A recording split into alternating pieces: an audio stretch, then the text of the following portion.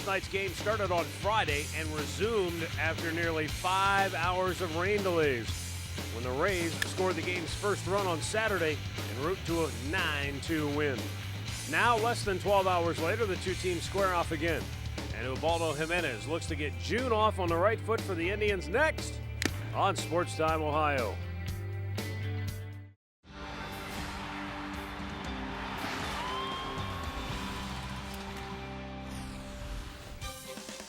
From Progressive Field in downtown Cleveland, it's Indians baseball today. Game 2 of a 3-game weekend series between the Tribe and the Tampa Bay Rays. Hi again, everyone. Matt Underwood alongside Rick Manning. Tribe waited a long time last night, and in the end, they got kicked in the teeth. Lost 9-2, so you put that one behind you as quickly as possible. Turn toward today, and Ubaldo Jimenez, who looked like he bounced back from a poor start his previous time out, pitched very well against the Cincinnati Reds. Well, treat this like a doubleheader and win the second game, because they're starting it again, and Ubaldo has the opportunity. Pitched a very good game in Cincinnati where he went 7 innings, kept his team in the ball game. They didn't get the win, but he had very good off-speed pitches, and he has pitched well in his career against the Tampa Bay Rays. So if he can come out there, keep him, hold him down for a little while, 2-1 in his career, will be matched up against Chris Archer, who is a former 5th-round pick for the Cleveland Indians. And he's going to get an opportunity to come back at his organization, so we'll see how he fares. All right, so that's the matchup for this afternoon. We'll be back with the play-by-play action coming up next. Polish your lenses. Get ready for Tribe Tampa baseball. Ubaldo Jimenez going to try to slow down the Rays' offensive attack. Meanwhile, the Indians look to get back on the winning track next on Sports Time Ohio.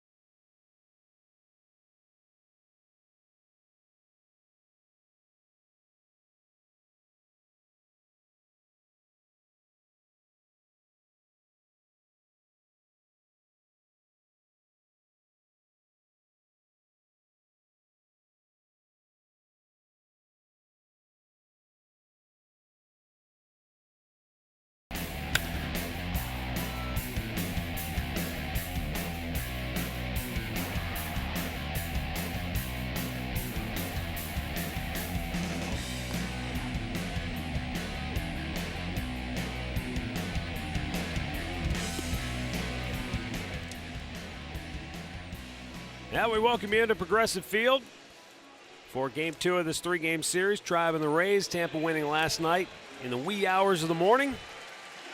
And now we're right back at it here today as the Tribe takes the field behind right-hander Ubaldo Jimenez. Joe Maddon's starting lineup today for the Tampa Bay Rays looks like this. Matt Joyce, who homered last night in the leadoff spot. Kelly Johnson bats second. Evan Longoria third. James Loney, a 2-homer performance last night, bats cleanup. Then Desmond Jennings, followed by Luke Scott. Then Ryan Roberts, Jose Molina, and Yunel Escobar. Ubaldo Jimenez on the mound for the Indians, his 11th start this year. 500 record, he's 3-3 and a 5.57. His last 3 starts, he's been 0-1 and an ERA of over 5. The previous 3 before those, he was 3-0 and a 1.45. And he's coming off a good game in Cincinnati where he pitched 7 innings. He gave up 4 hits and just a couple of runs. That was a no decision for him. He left the ball game tied at 2. We'll see what he has for Tampa Bay in his career, 2-1 against the Rays. Let's check the Kia Indians defense behind Jimenez. It's going to be Brantley in left, Bourne in center, Stubbs is in right. Aviles gets a start at third today. Cabrera at short, Kipnis at second, Swisher at first, Santana back behind the plate.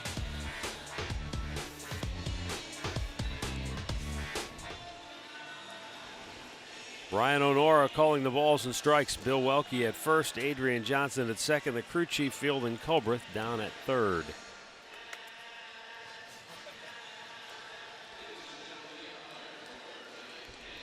Jim Hickey, the pitching coach, going over things with Joe Maddon, the Tampa manager. Manager told his guys, just be here on time today. That's it. I'll post the lineup. He didn't want his guys here too early. Said, I want to see bags of McDonald's on the bench. Just guys showing up, tying their shoes, getting ready, and go get them. Well, let's see if the Indians can get Jimenez deep into the game and if the Tribe can get some runs early this afternoon. Is like a split doubleheader, really. About as much time as after they left. You come right back and you've got another one. So here we are.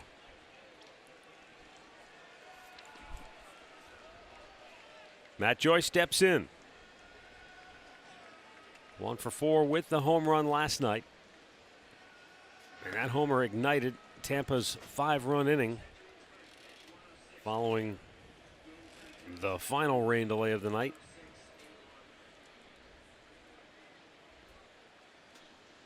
The 1-0 pitch. Outside, 2-0.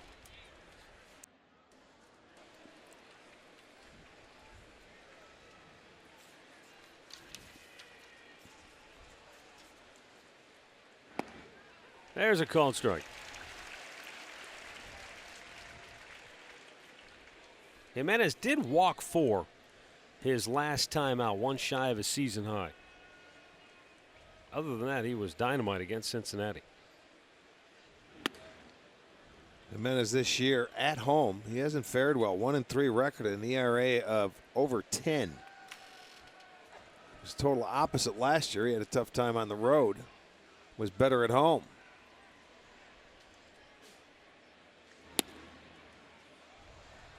Well, he walks the leadoff man.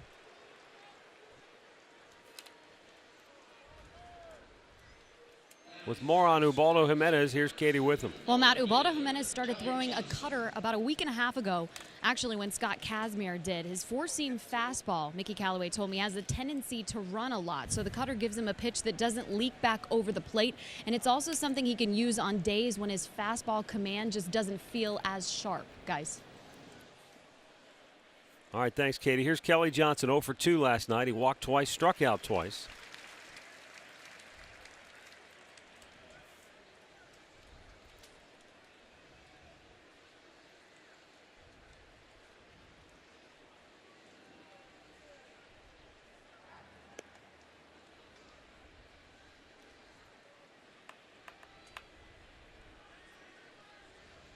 Rick mentioned the tough time Jimenez has had at home this year. His three losses at home have come against New York, Boston, and Detroit. And all 3 have had his number. New York and Boston both touched him for 7 runs, and Detroit got him for 6. Well, it's been a couple of days since he's been behind the plate, and what happens? The second hitter of the game, he gets one off the inside of the foot.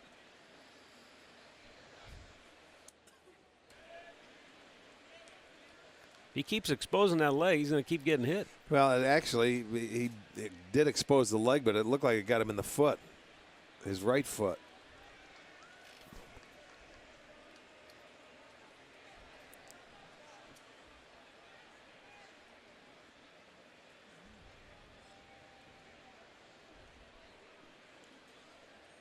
Tossed first, back with a dive is Joyce. I was just thinking, Tampa not a team that runs a lot. They're 10th in the league. They have stolen 25 bases. They've been caught 13 times.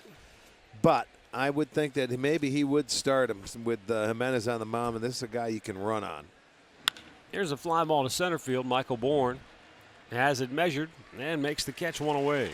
Joyce back to first.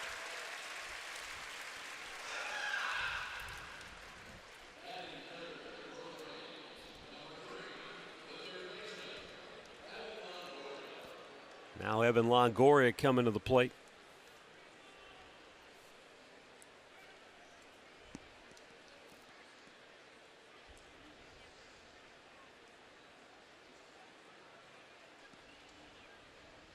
Evan Longoria, 1 for 5 last night, had an RBI double in that 5-run inning for Tampa. After the game, Longoria tweeted out a sincere thanks to each and every fan that stuck around to watch that game. You all made it fun. Cleveland rocks. There were a lot of folks who stuck around through 4.5 hours plus of rain delays. Yeah, it really surprised me that there were people still sitting in the seats after 2:30 in the morning. Because I'll be the first to tell you, I wouldn't have been here if I was at that game with all the delays.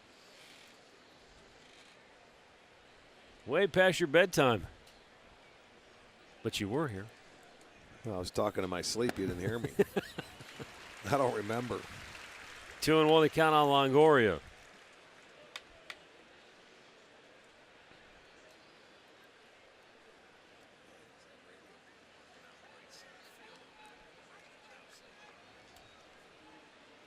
Jimenez turns, fires to first. Back with the dive goes Joyce.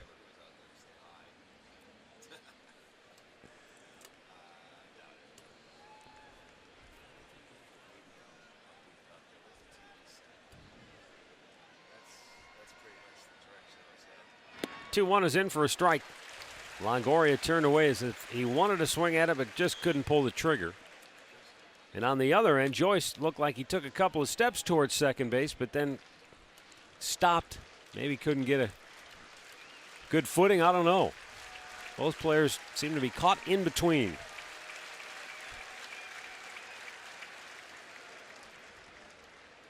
I don't know if he wanted to steal actually with this guy at the plate because he's, especially with the count in his favor.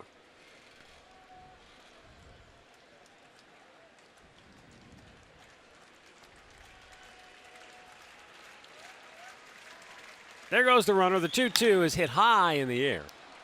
Right field, Drew Stubbs. And there are 2 down. So Joe Madden wanted to get the runner moving, but Longoria unable to do anything with it. James Loney coming up now, 2 for 5, couple of home runs. Well, looking back to what happened last night, almost 2 hours delayed at the outset, and we played for a little while, delayed for briefly. Played even more briefly, and then another long rain delay. Restarted after midnight. Played almost a 3-hour game. It was just a long, long night at the ballpark. And a lot of folks were wondering, myself included, why.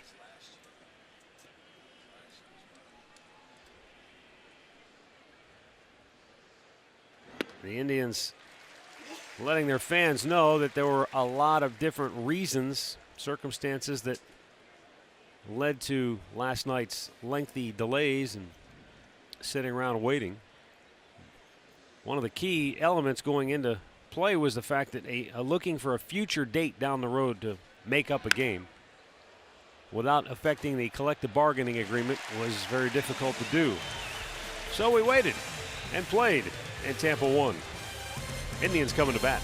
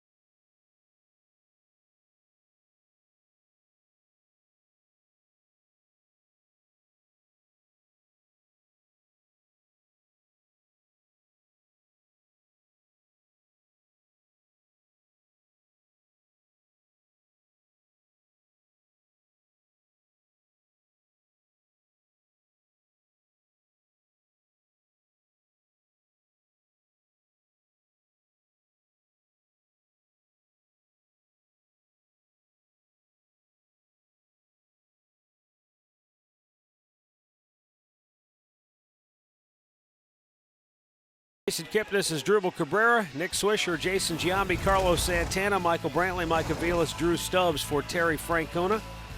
Starting lineup brought to you by Progressive, making it easy to bundle your home and car insurance. Chris Archer making the start, just getting called up, and his numbers are from AAA down in Durham, 5-3 after 10 starts, a 3.96 ERA. He was drafted by the Indians, so this is the first time he's going to be able to pitch against his former team. And this guy has a pretty good arm, 95 miles per hour on his fastball. Has very good stuff.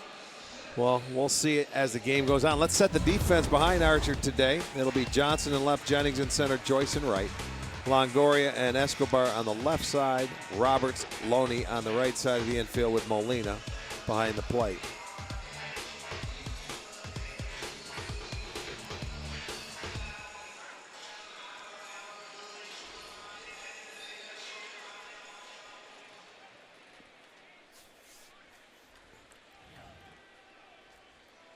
Won't have any trouble finding Jose Molina behind the plate today. Oh, with that color, you're right. The catcher's gear.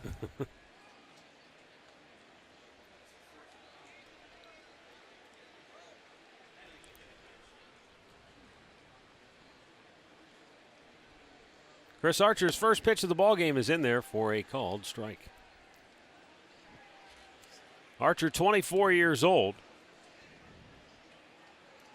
The last time he was here at Progressive Field was back in '06 when he was a 5th-round pick of the Tribe and he signed his first professional baseball contract. He got to watch the Indians take batting practice, and he and his dad sat here in the ballpark and watched the Indians play. This is where he always envisioned himself playing professionally, and I think that's the way it is for every baseball player. When you're drafted by a club, that's where you envision yourself playing. So for him, he said, to come back and actually play on the other side in your major league debut, he said it's pretty cool just to maybe show them what they're missing out on. Just like every other player feels. Bourne, a liner to right. Back goes Joyce. He makes the grab, 1 down.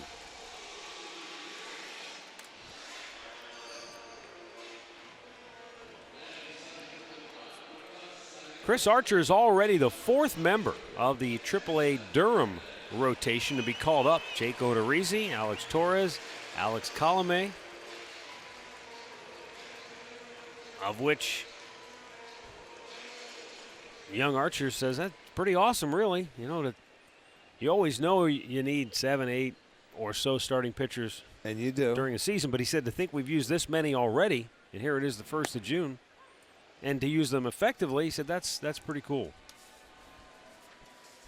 Well, you go down there with a purpose. And you know, when you come out of spring training with the hopes of making the Rays staff is probably slim.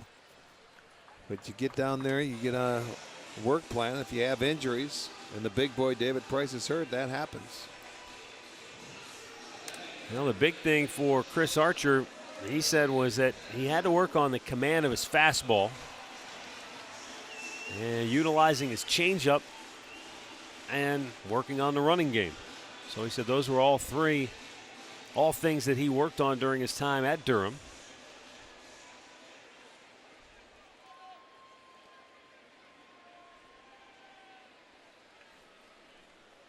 His only problem this year at AAA was that hitters sometimes took batting practice off of him. He had back-to-back starts. One, he took one right off the shin. The next time, he took one off the opposite hip. So those were a couple of serious bruises that he had to navigate his way through. 0-2 the count on his Dribble Cabrera. He went 5-3 with a 3.96 ERA in those 10 starts at Durham.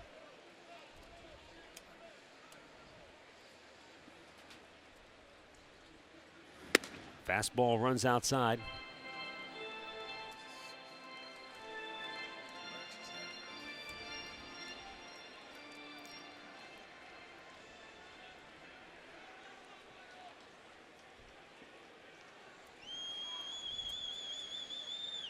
The 1-2 to Cabrera. A little bit low with it.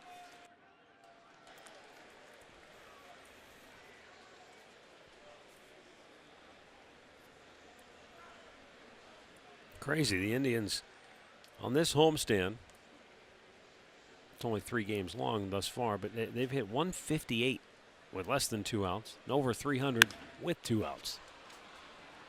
Of course, last night they only had 1 hit period. They go 1-2-3 here in the first, and we are scoreless after 1.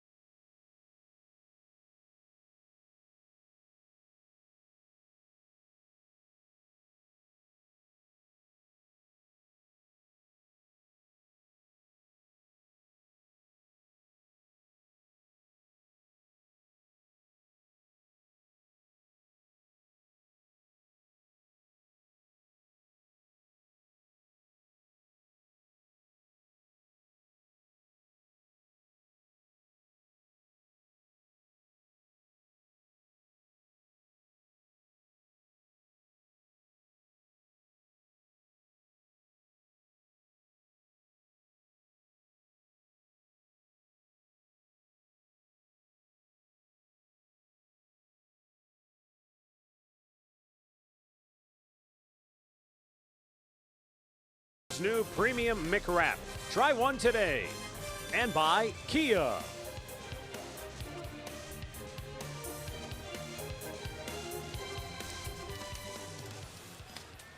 Desmond Jennings will lead off the second inning for Tampa. First pitch swinging, bounces one to third. Mike Aviles takes care of that one down. Mike Aviles making his 9th start this year at third base. He started 6 games at second, 6 at short, 2 in left field. So he has truly been a versatile utility man. Bounce around. That's the way to do it.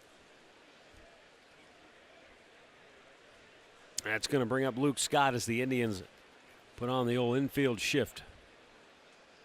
3 to the right side. Avila stays over on the left. Scott was 0 for 3 last night.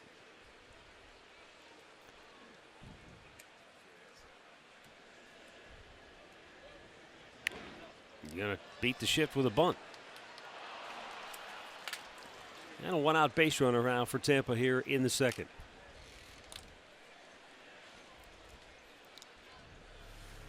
Well, why not? They should. Next time they'll be up until he gets maybe 1 strike, and then they'll move back.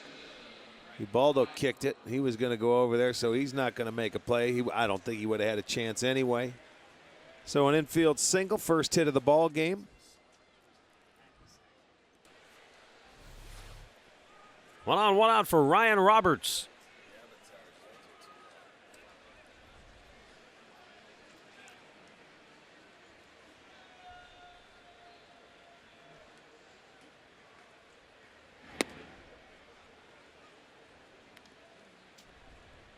Outside of Matt Latos of Cincinnati, there might not be a more tattooed player than Ryan Roberts.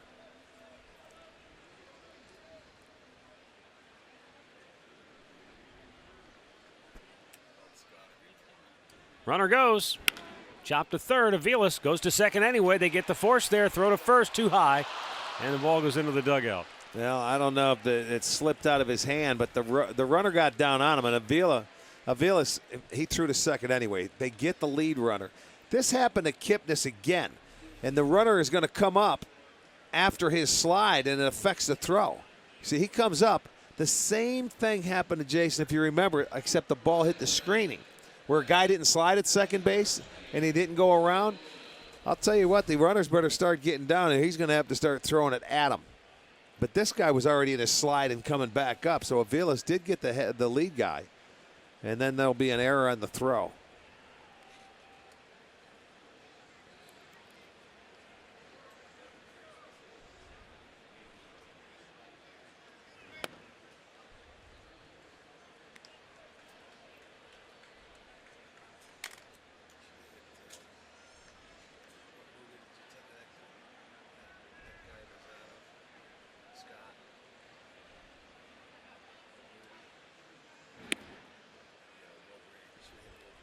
Jose Molina hitting .247 with a homer and 7 runs batted in.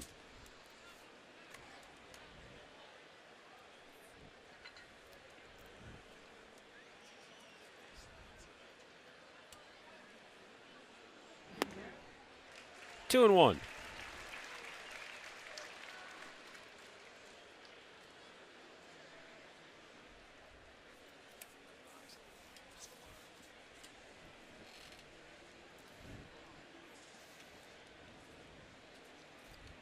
Molina riding an 8-game hitting streak. He has gone 12 for 24 during his tear with 4 doubles. And what's interesting, and this is how baseball can go sometimes, talk about pillar to post, he was in an 0 for 22 stretch. Before this started, He started the streak. Well, that's what you try to do throughout the course of the year as a player, is minimize the slumps. Molina strikes out here. That's the first K for Jimenez. We are scoreless, middle of the second.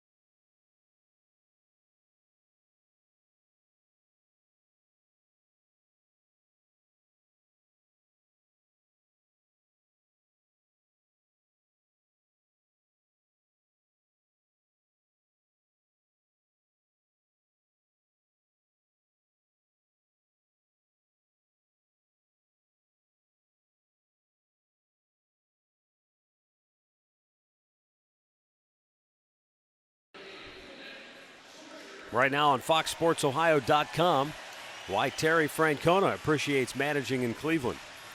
The most recent episode of Sports A to Z. And all about Arrows third baseman Giovanni Urshela. Complete coverage of all today's action involving Ohio sports on FoxSportsOhio.com.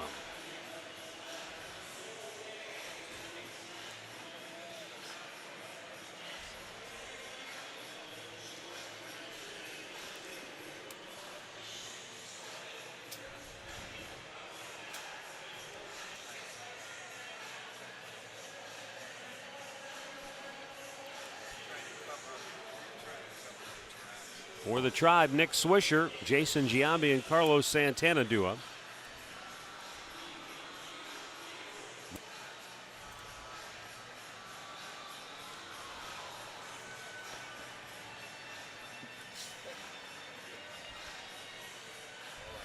Swisher 0 for 2 with a walk last night.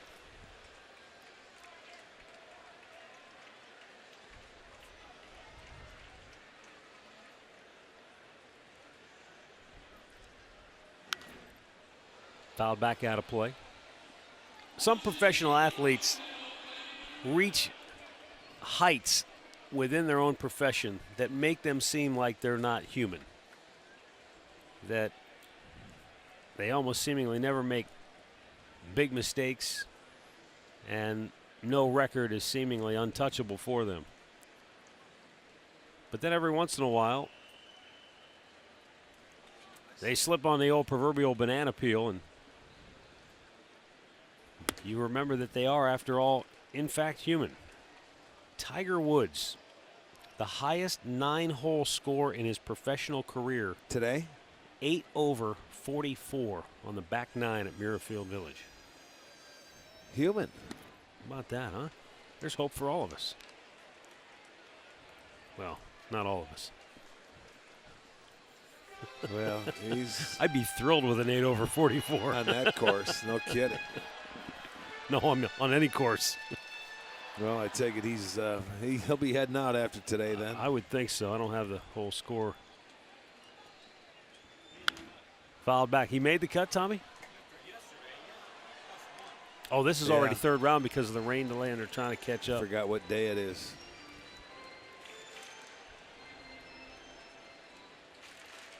He may want to go home. Uh-huh. He might. 1-2 count on Swisher. Here's the pitch, and just missed. 2 balls, 2 strikes.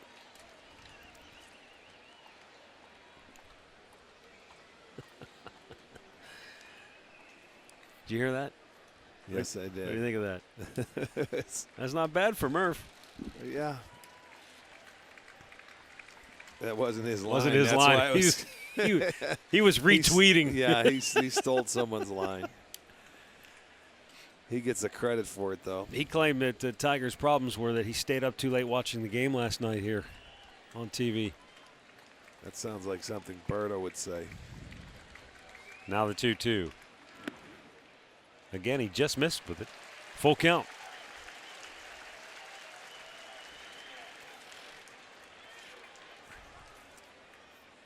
Pat Murray's been known to crack a bad joke or two in his day.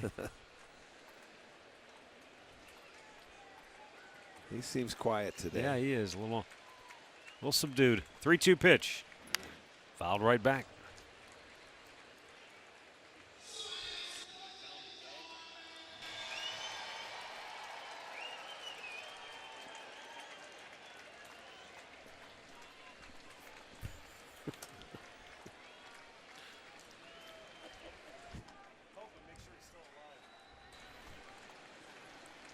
Now the 3-2 again to Swisher. I'll tell you what, that's a pretty disciplined eye right there. Some of those pitches were close. He's able to lay off, and the Indians have their leadoff man aboard. There's our stat of the game, brought to you by your Northern Ohio Buick dealers. In the month of May, Tribe went 18-12, third best in the league, 14-5 at home, best in the bigs. Most home wins in a calendar month since August of 1995. Yeah. But as they say, it's time to turn the page. June is here, and Jason Giambi steps in.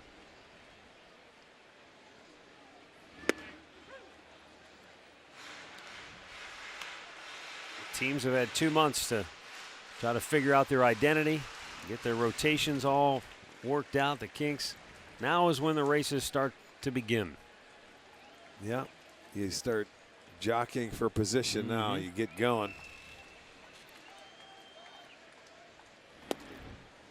Some teams, of course, waiting for guys to get back off the disabled list. I'm sure a lot of teams are like that. Yeah, you know, the Yankees, they were besieged by injuries early. They had a couple guys back last night. Oh, Granderson came back, and then he broke a finger again. I think Teixeira was back. Giambi And also showing a good eye. Euclid. 2 I and 1. mean, when you're talking about the Yankees, who we will see Monday night, Tuesday night, and Wednesday for a day game there. So they're starting to get some of their players back.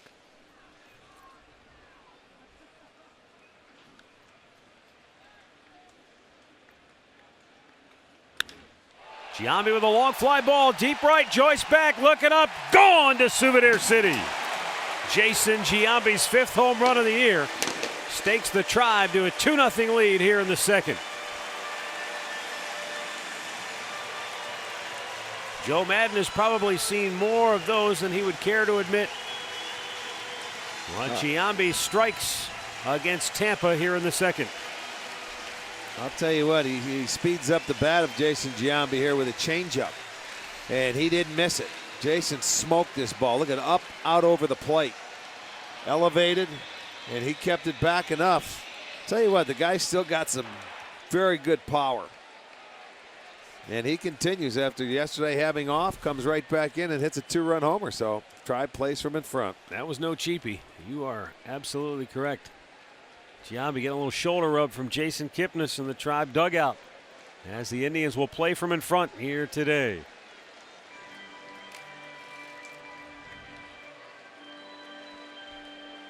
Well, he's had some, all of a sudden he's getting on a little roll here. The big home run in Cincinnati. 3-run shot here the other night. I know it. That's right. You know, they come in bunches. Home run in 3 straight games. Didn't play yesterday, comes right back and hit a changeup that was upstairs and gave it a ride. And it says, young man, you better get the ball down. Chris Archer's first hit that he allows in the big leagues clears the fences. To a guy that's hit many in his career before, right. So don't worry about it, young man. He's done it to a lot of people. Carlos Santana fouls one back.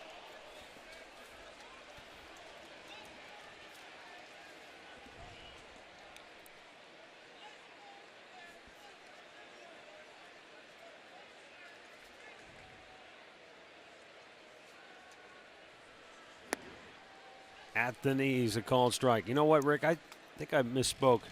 He did pitch a little bit in the big leagues last year. Couple of stints. Yeah.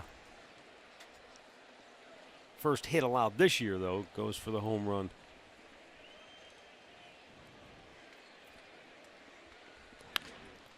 Ground ball towards second base, and Roberts flips it over, 1 down.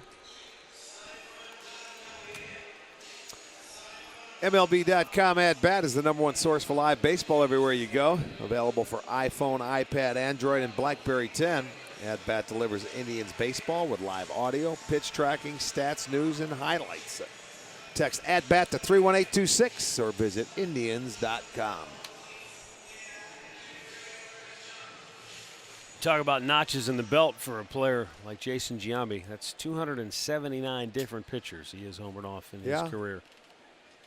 So, you know, you make a mistake, and that's what happens. The guy is taking a lot of different people deep. And that's a nice shot in the arm for the Indians. That'll give them a little life in the bench there. Early afternoon wake-up call. Brantley a liner to left, and a nice catch made by Johnson. How's that for positioning? Mike Avila's coming up here. We talked about his versatility, being able to move around on the field. With more on that, here's Katie. Well, Matt, Terry Francona told me he is filling the exact role that he was hoping Mike Aviles would. He told me he's a guy who's good enough to play every day and wants to play every day, but he accepts that utility role. He can play anywhere in the field, hit anywhere in the lineup, and when he's not playing, he's making the team better by being a good teammate. We've definitely seen that, Matt. Yeah, no question. Well, we've seen him shower people with seeds when he's sitting on the bench, including the manager. Mike Aviles is he's a nice fit for this ball club. I'll tell you, I like the way they've structured this team. They're playing everybody. Everybody on the bench gets at bat, so nobody's really sitting any length of time to get rusty. Yeah, and I like that. I mean, everybody feels a part of this offense. That's why when you have innings, these guys are a part of it. Matter of fact, when this team got going, he's the one that played in the second game of the doubleheader, hit a couple home runs, and had 5 RBIs to get him going over the hump in Kansas City. And they took off from that point on. Not to say he did it, but he was a part of it. Yeah, everybody's had a hand in it. Right. Ryan Rayburn had that amazing streak where he was hitting everything in sight. I mean, it's nice when you can give guys days off and you can play everybody and you don't feel like you're at a loss. Line to right for a base hit in front of Matt Joyce. And the inning stays alive as Aviles has his first hit in the series.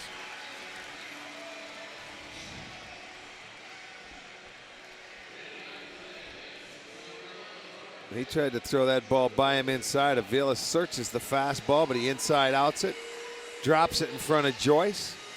And some of these outfielders have played pretty shallow and the off field. You know, like the left fielder last time Brantley was hitting, Johnson was way in on the ball, and it looked like that Joyce was there as well.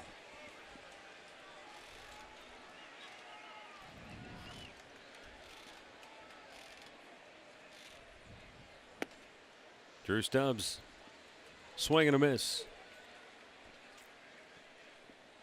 0 for 2 with a walk last night.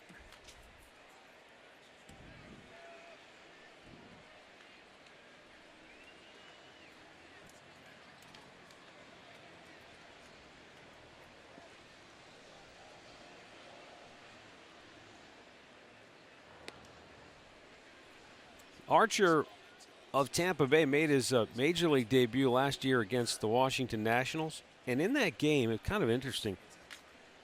His start snapped a streak of 232 consecutive games started by a pitcher that Tampa had drafted. That's a major league record. So you talk about an organization, and we mentioned it, that really went grassroots as far as drafting, developing their own starting pitchers and a lot of their position players as well, because that's the way they had to do it. They couldn't go out and free agent spend with the big boys. And they were so bad for so long. They had a lot of good draft picks, and they hit on a lot of them. Yes, they did. You don't hit on them all. But then Archer comes along, and even though they didn't draft him, certainly they had a pretty big hand in developing him. He was originally dealt by the Indians in exchange for Mark DeRosa to the Chicago Cubs. But then he went to Tampa in the Matt Garza deal. He strikes out Stubbs to end the inning. But Jason Giambi touches him up for a home run. Giambi's third straight game with a dinger, and the Indians lead it 2-0.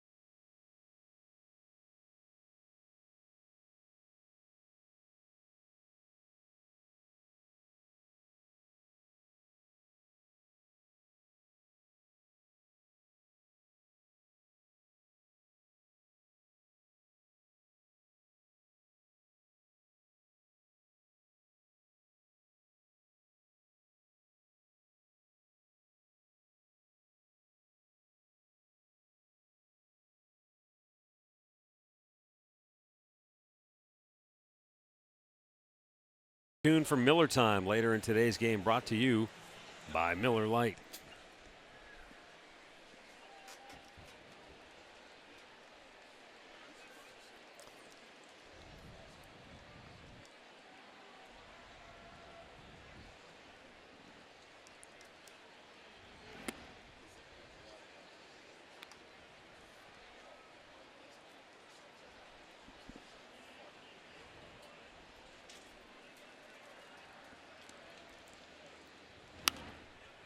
Pot back out of play, 1-1 to kill.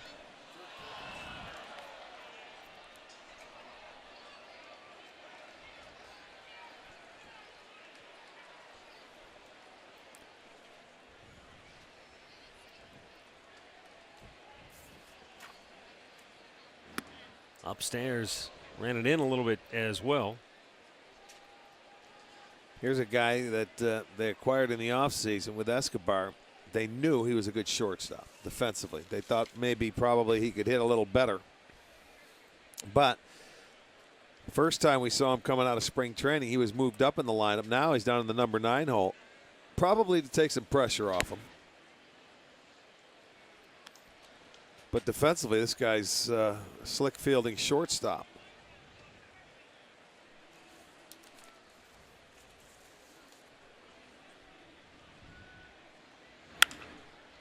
Line drive to right field, right into the tracks of Drew Stubbs, one away.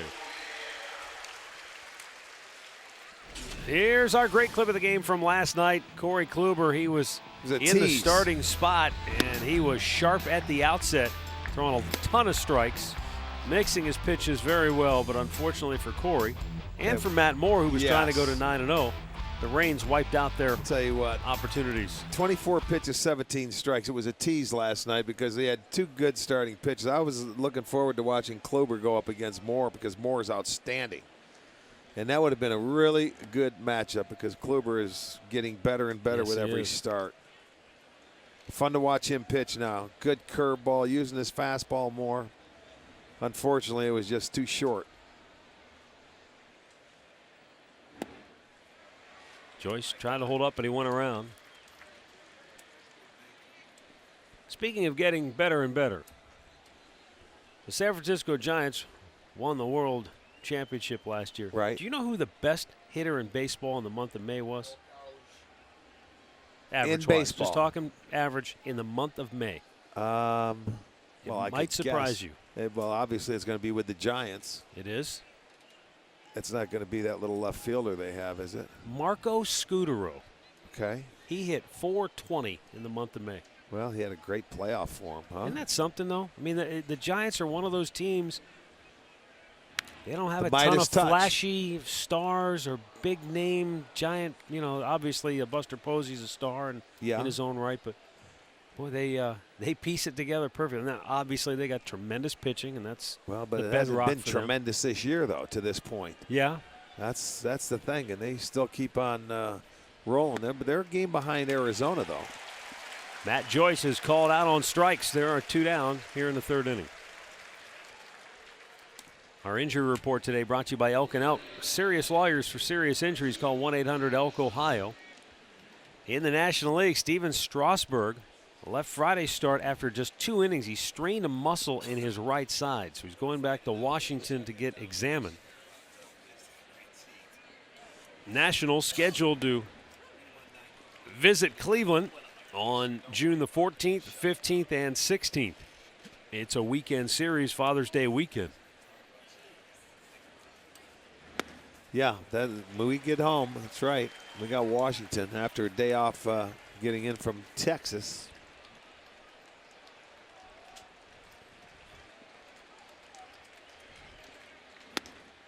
Did he go? No. Appeal? No, No, he did not, says third base upfield and Colbert, the crew chief. Well, it's a good try because look where he has his hands. They have him down there. It's tough to get up on anything, but he did check his swing. He didn't chase it.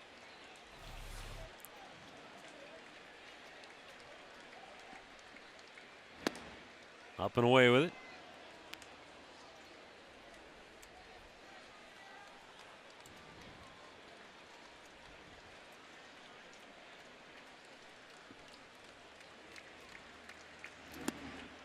And down low, a full count. You talked about the Giants and their pitching not quite up to snuff this year. They walked 107 batters in the month of May. Right. That's the 4th most. A lot of extra base runners. The Nationals pitching staff walked only 53 in the month. That's less than 2 per start.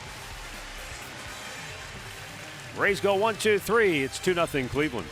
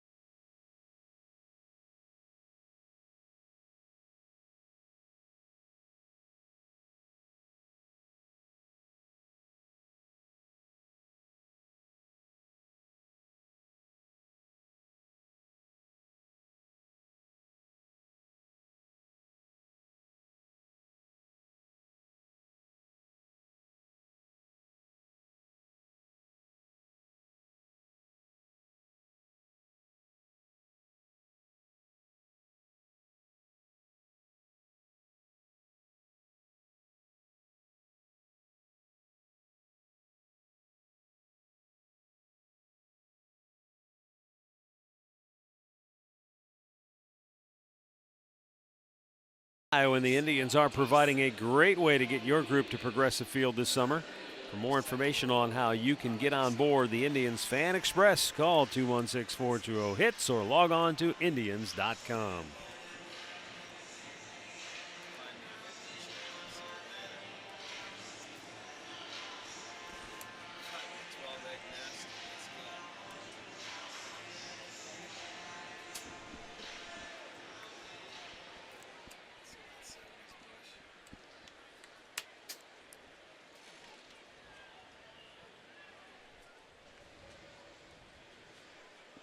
Chris Archer going to get a new baseball before we get the home half of the third underway here. Michael Bourne will lead it off. He lined out to right field his first time up. Well, that first time through, you see Archer has a good fastball, anywhere from 94 to 96. Slider and a changeup. In on the ground to short, Escobar. Throws out Bourne, one away.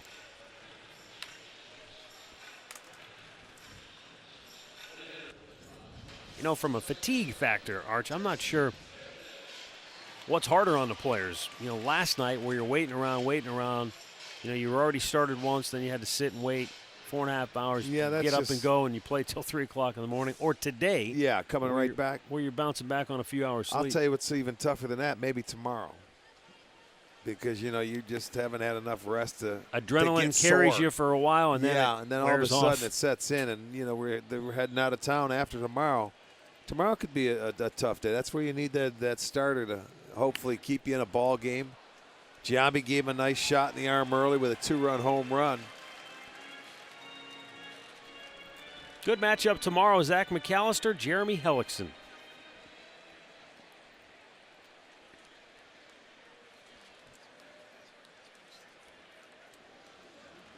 There's the line by Archer. And Kipnis shoots it out of play.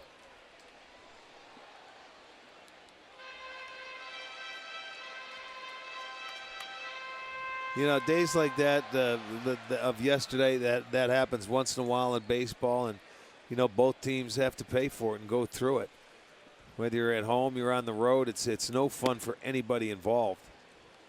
But it's all part of a 162-game schedule. St. Louis the night before, we told you on Thursday night, they were going into the 9th inning. They blew a save, and they had a 4.5-hour rain delay before they could restart it again. And they came back for 12 minutes. So they played 9 innings, then sat for 4.5 hours after that. Right. Waiting for the rain to get by. And you know what happened? Joe West was the umpire, and he actually sat and waited for this. So you have to tip your cap because you're figuring, okay, Kansas City's in here. We could call it. They're in last place. Who cares? But they didn't. And those umpires had a day game in Chicago the next day. They jumped in a limousine to drive there after the ball game to do the day game. So, I mean, people don't understand that. Too. I'll tell you what, they did a nice job there. You have to, you know, tip your cap to those guys because it's easy to just say, hey, forget about it. But the integrity of the game has something to do with it, too, that a lot of people don't think about it. Yeah. I mean, you got to give each team a fair opportunity, whether you're home, you're on the road, and it happens to everybody. Kipnis lines one to deep left. It's over the head of Johnson. It'll go to the wall. Jason on his way to second base, and he'll go in sliding with a one-out double. His 11th two-bagger of the year. And he juiced that ball over the head of Johnson in left field. Remember I said the outfielder was playing in a little shallow in the first couple innings? Well, now this is what it takes to burn him. You get one up over his head, and Kipnis does. Johnson was playing shallow. He did on Brantley, but he didn't realize this guy's been driving the ball to left center field, and he gets it over his head, so that'll go as a double. That may make him play a couple steps back now that you burn him one time. And it will bring up Asdrubal Cabrera, who flied to center his first time up. He had Kipnis down in that count also 0-2.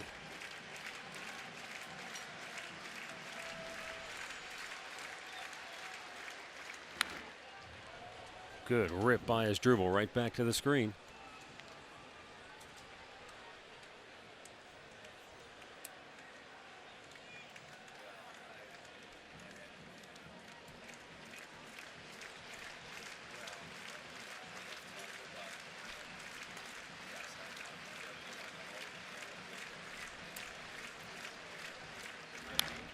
Fouled back. You know what? You're talking about the umpires taking that limousine. I think the Horseshoe Casino sends a limousine to New Philly every day to pick up Kreskin to bring him up here just so he can spend a few hours over there before he comes to work here. That could be true. His new nickname is the Horseshoe.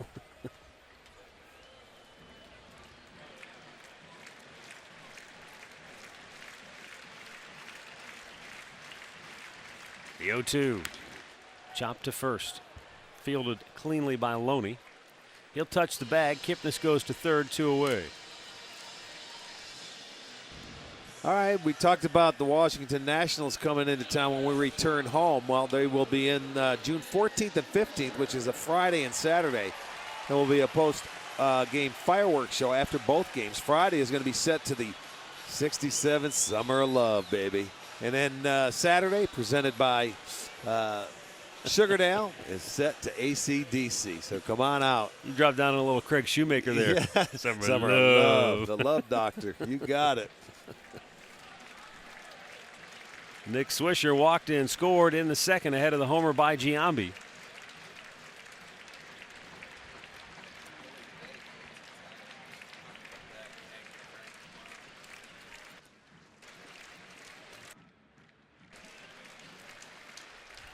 Now the pitch, inside ball 1.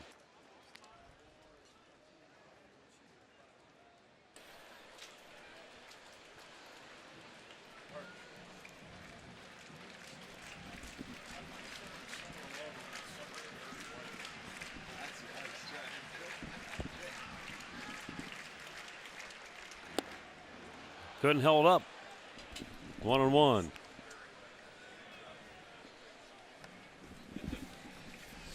The old in-between swing here from Nick. Wanted to hold up, couldn't do it. He had already committed. Swisher trying to snap an 0-for-8 slump at the dish.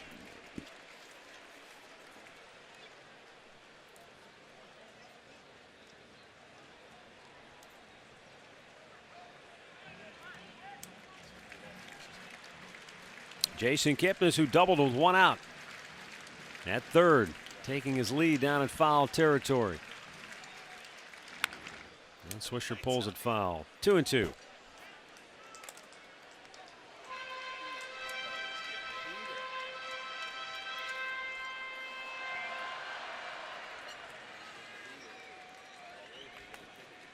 From the left side of the plate, Nick Swisher this year is hitting .243 with 4 home runs. Flip it around the other side of the plate, he's hitting over .300 with 3 homers. Let's see if they can get their 2-out hit today. Right back.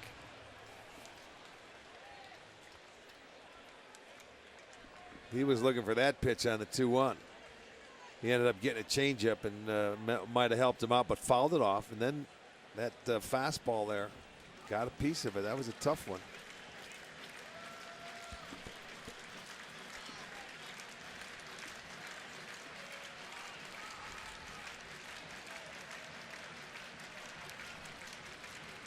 Archer delivers the 2-2, and Swisher takes just a bit low, a full count. He's taking some good pitches today that are tough to lay off. You know, upstairs, the first at bat. Does that tell you he's picking it up really well? Gotta be. Seeing it? I mean, he didn't waver at that curveball, and that was a good, well-located pitch that, you know, a lot of guys get after it. Once you commit to it, you can't stop it. He just spit on it, man. He did get caught in between on the slider earlier in the at-bat. 3-2 up high. Wow. Another walk for Swisher. And Giambi will be coming to the plate again with men on base. Here's our AT&T Uverse rewind. Jason Giambi back in Cincinnati. Wow, that was a monster home run. That looked like it was down and away. This one caught himself a breaking ball and hit it out. And this one he hit a changeup. 4 hits in his last 6 at-bats over these last 3 games, homering in all 3. Yeah, hugs go around. Look at that helmet comes down. The bill of the cap goes right over his nose. Another chance to do some damage, though, for Giambi here. Start him off with a slider inside.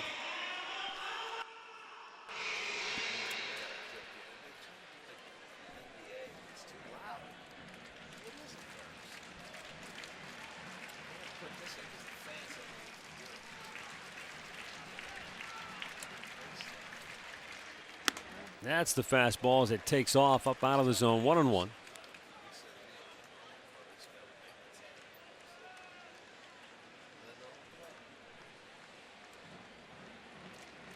Jason moving in on Andre the Hawk Dawson.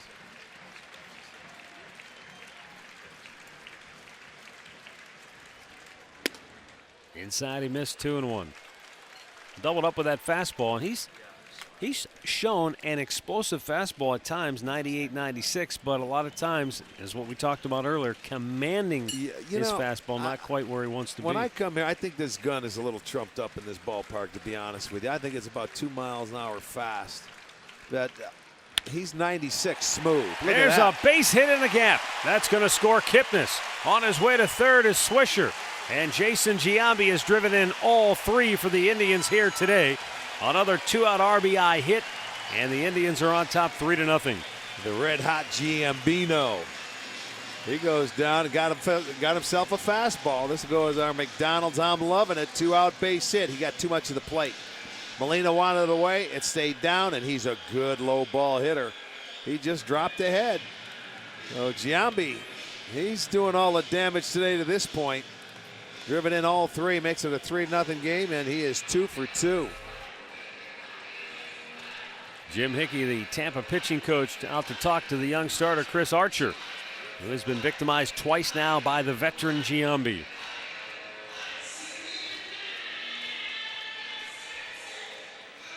Well, the walk. Swisher walked to start the second inning, and the 2-out walk here in the third. So you have to give, and those were the leadoff walk. Those were tough walks. He had to work the count both times. You're right. Those at-bats kept it going. That's a good point.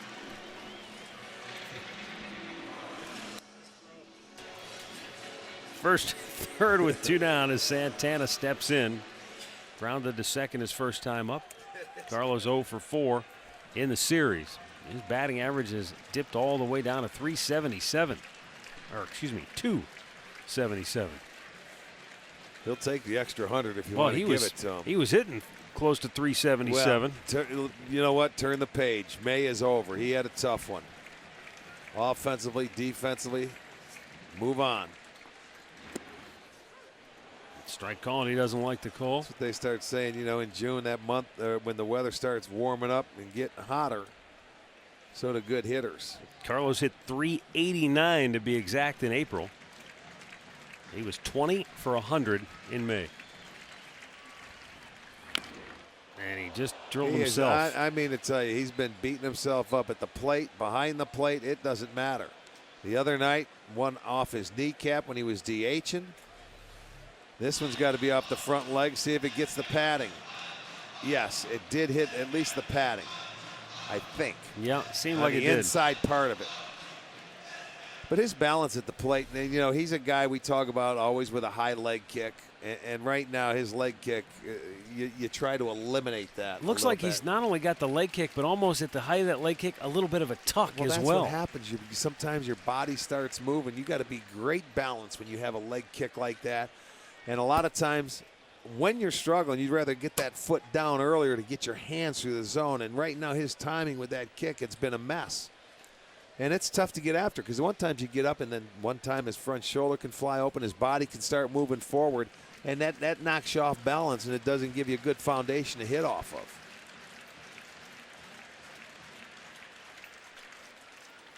The 0-2 moved him back off the plate a little bit. Normally when he's swinging it right, you can't throw a fastball by him. But it's not right.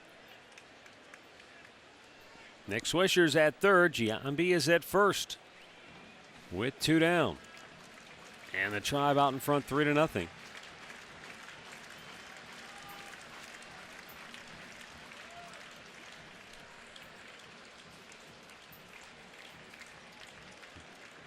Right-hander Chris Archer just over 60 pitches. Little bit outside. Try to get him to expand. That is one thing that Santana has been able to continue to do despite his slumping average, is keep that good eye at the plate, not chase bad pitches. He's continued to take his walks.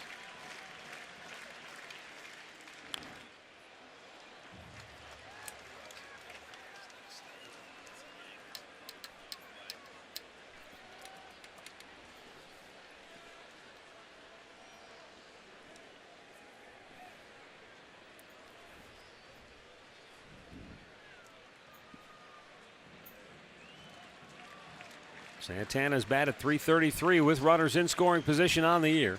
Giambi takes off, and Santana strikes out.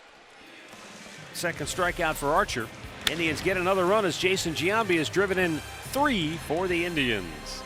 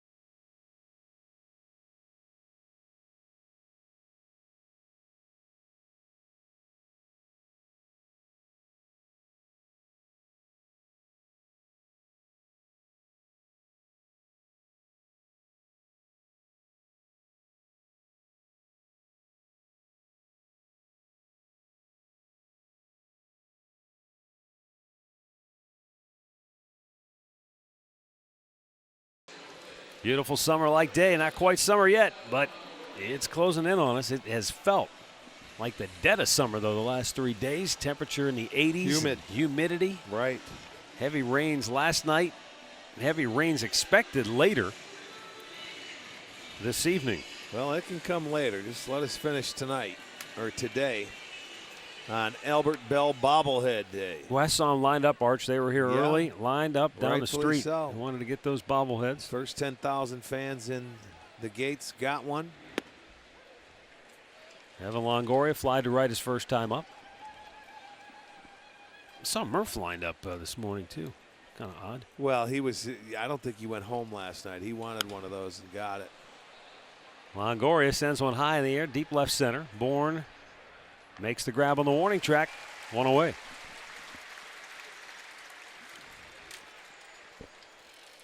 Take a look at today's trivia question brought to you by AT&T. Who holds the Indians record for most consecutive no-hit innings?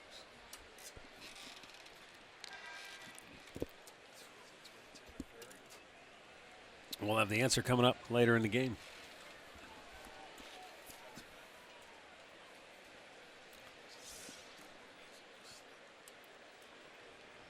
James Loney flied to left his first time up.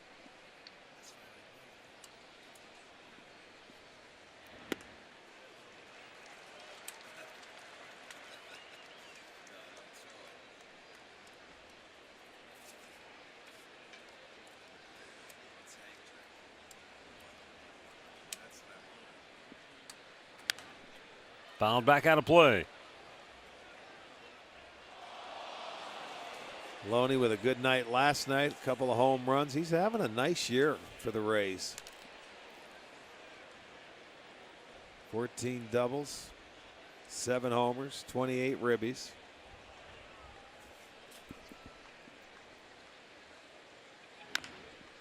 Little topper right back to the mound. Boy, it's rare that you see that happen when a catcher stands up. You want that pitch up out of the strike zone. It's rare that you see a guy top that. Usually you'll see him swing and miss or maybe pop it up. Well, bring the whole family out for KeyBank Kids Fun Day. That's each and every Sunday. Had a home game out here at Progressive Field. Plenty of activities for the kids. They get to run the bases after the game. So come on out. Kids, enjoy it.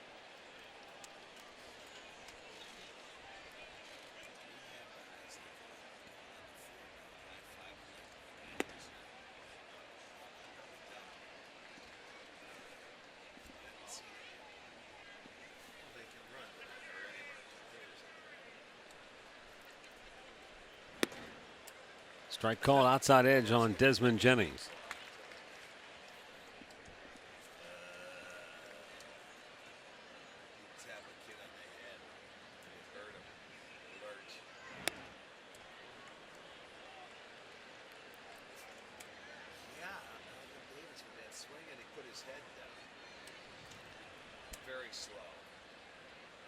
Now the 2-1.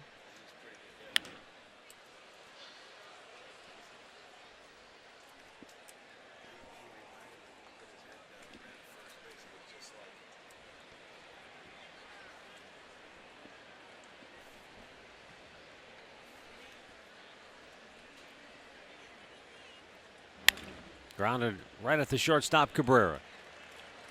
Throws out the speedy Jennings, and the Rays go 1-2-3. And Ubaldo Jimenez has retired 7 Rays hitters in a row.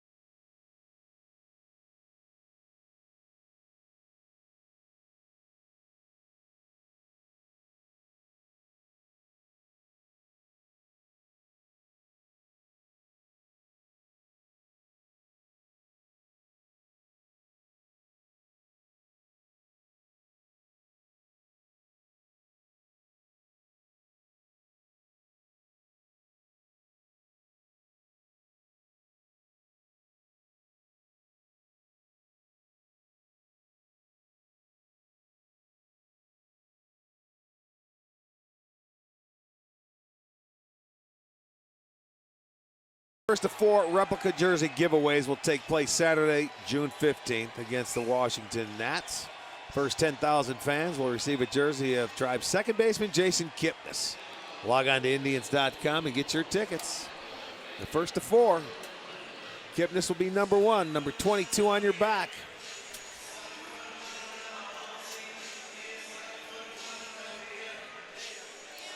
Bottom third of the Indians order coming up here in the home half of the 4th.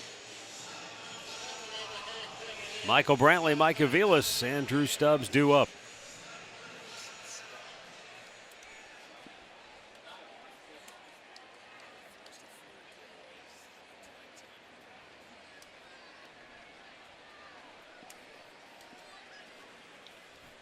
Once a month, it's June 1st. I'll see you again in August.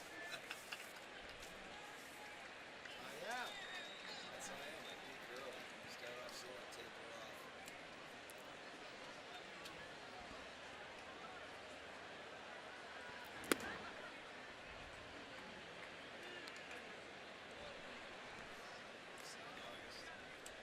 Brantley, a line out to left his first time up.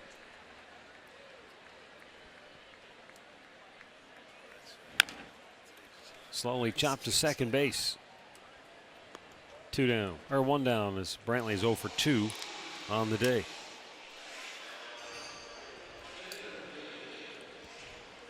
And we'll bring up Mike Aviles. You know, we were talking earlier about Aviles playing different positions and all over. And when you look at the non-regulars for the Indians and Francona, Aviles has 95 at-bats. Gomes has 71. And you look at Rayburn, he's got 98. So, I mean, when you look at those 3 guys that aren't everyday players, they have had their share of at-bats, which we were talking about early.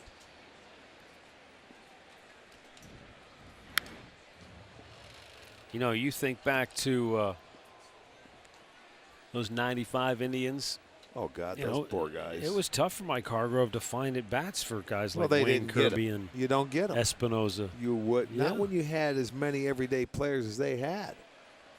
Sorry, Paul, you're not playing. You know what? The only time you would play is if they were hurt or they needed it. But they had guys that they didn't want days off. Albert Bell You couldn't get him out. You could not pull him out with a tow truck. He was coming and he was playing every day. And Omar played every day.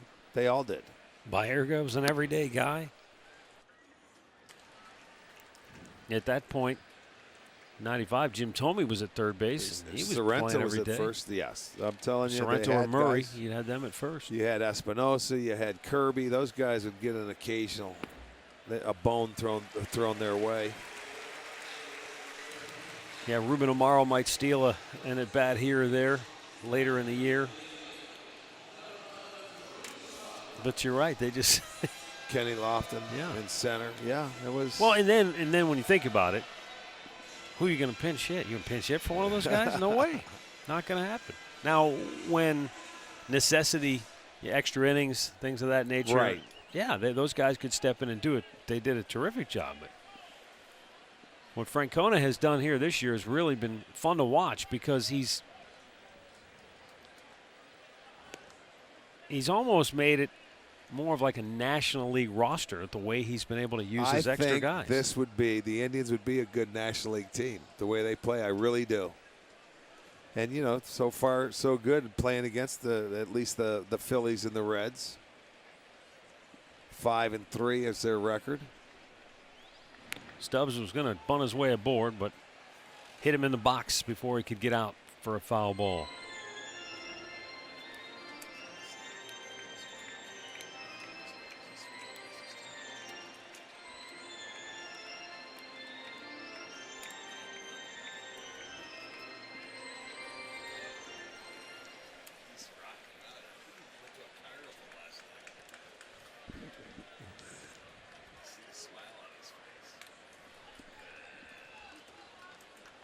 .75 pitches for Chris Archer. 45 have been strikes.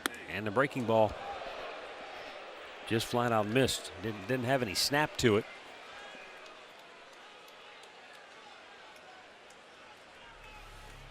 Well, there's one that gets away.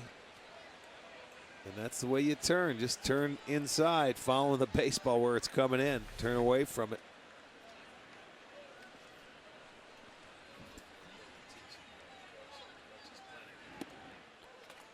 Came right back with it and did a nice job to drop that one over the strike zone.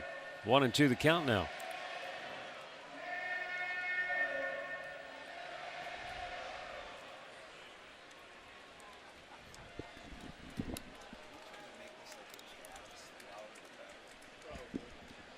The 1-2 up and away, 2 balls, 2 strikes.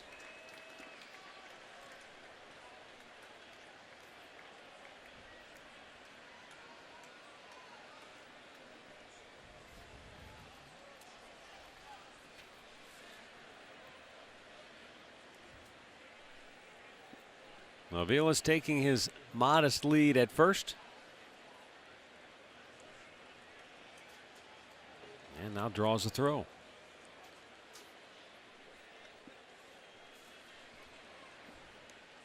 You know, the other thing I was going to say, Rick, about the Indians roster and the extra men, everybody's sort of checked their ego this year. You know, you don't see anybody getting surly or bent out of shape about at bats or playing time. And I know Terry's done a good job of keeping everybody sharp by getting everybody that playing time. But, you know, I mean, Aviles has been an everyday player. A lot of these guys have had those roles before, and yet they're.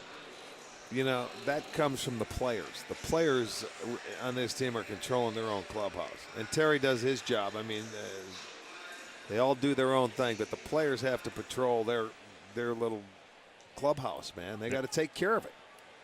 One guy gets out of line, you'll have 4 or 5 others jumping on him, you know, and that's the way it should be.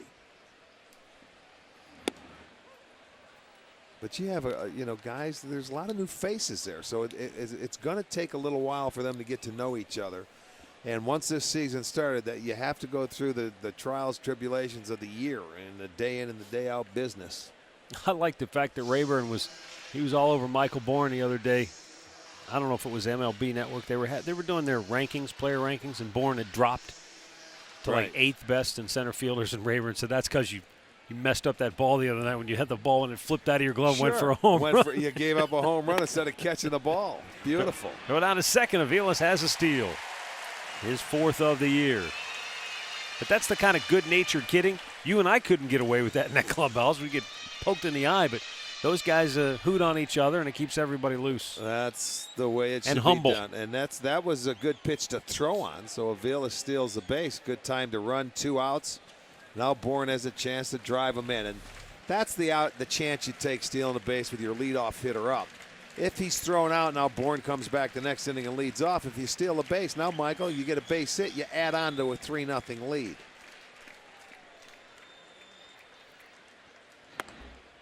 It's up high, 2-1. Well, I remember when we were our first trip to Tampa, when Rayburn was playing out there a lot. He had his one game where he hit a couple of balls off the wall. And we were on that bus ride going to the airport, and they were all over him. He wasn't strong enough to hit home runs, man. And, you know, he was down from around Florida, and they had family in town. And, you know, they made him feel, oh, man, I'm getting weak. It was beautiful.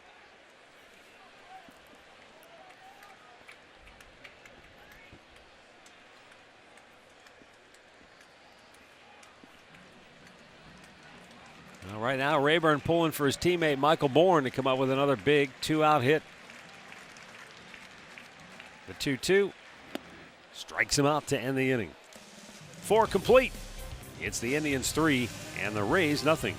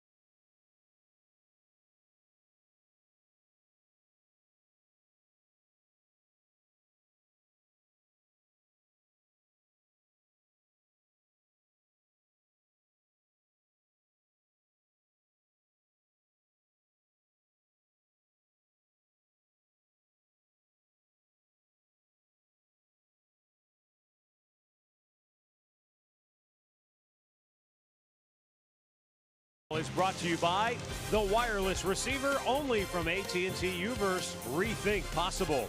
And by your local Toyota dealers. Toyota, let's go places.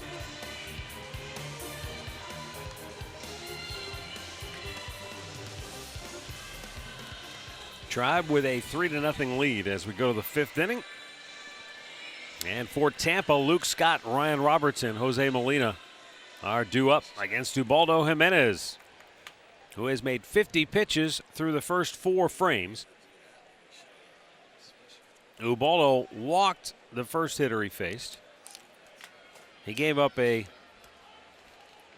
bunt single to Luke Scott in the second.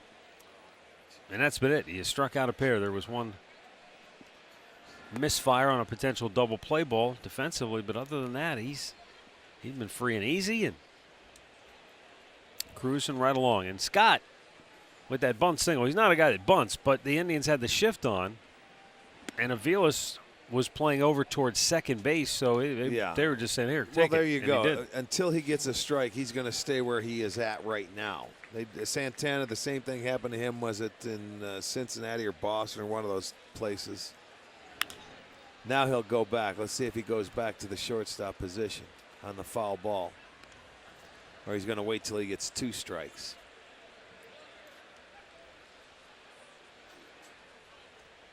Don't wait till they get to 2. Yeah, wait till you get to 2.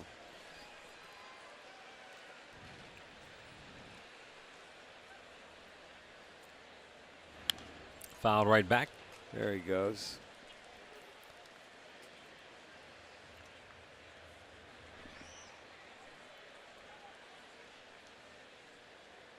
That's the way it started last time before the first pitch.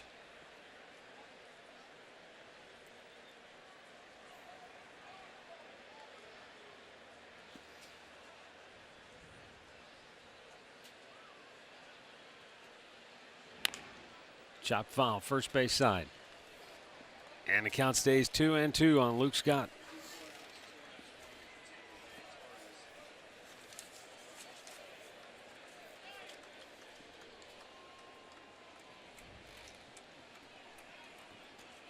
That bunt hit for Luke Scott, his 4th hit in his last 23 at-bats.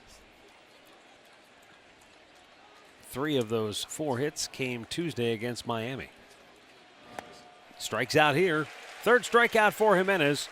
1 down in the 5th, and that's 8 straight retired by the Indians right-hander. We go downstairs and check in with Katie.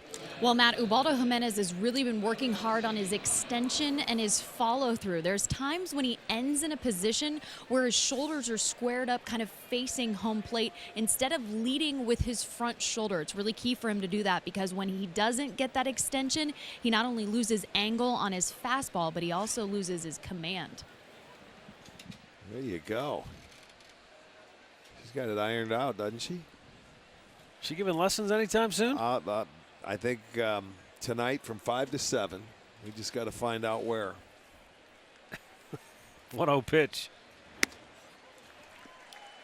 Ryan Roberts, a fielder's choice in the 2nd inning. He hit into what should have been a double play. But on the turn, Jason Kipnis had Luke Scott standing up right in front of him. Yeah. And if he didn't hit him in the helmet, he tried to throw it over his head, and the throw went awry. Yeah, it's one of those things where if you hit him in the helmet, then the ball goes. It's still in play. You don't know where it goes, right. And yeah, you're in trouble there potentially. The other thing is, do you have time to step? Well, let's see, because it was a late throw because he was going, and they had to get him, and he was on his way up. Step. He was trying to get out. He was out, but he still was in the line of fire. You're not expecting a guy to just stand up right in front of you. Well, that goes to show you if you're a base runner what you can do once you get to the base. Make it tough for the second baseman to get the ball around you. It was just a weird play because the runner was running, and Aviles decided, I'm going to still go for 2 because I can get him.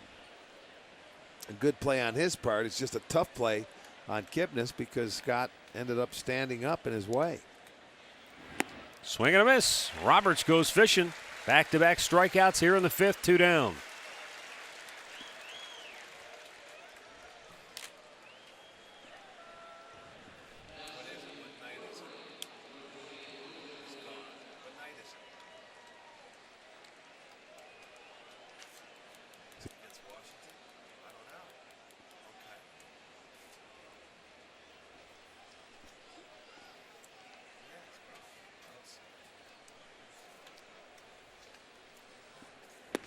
Jose Molina struck out his first time up.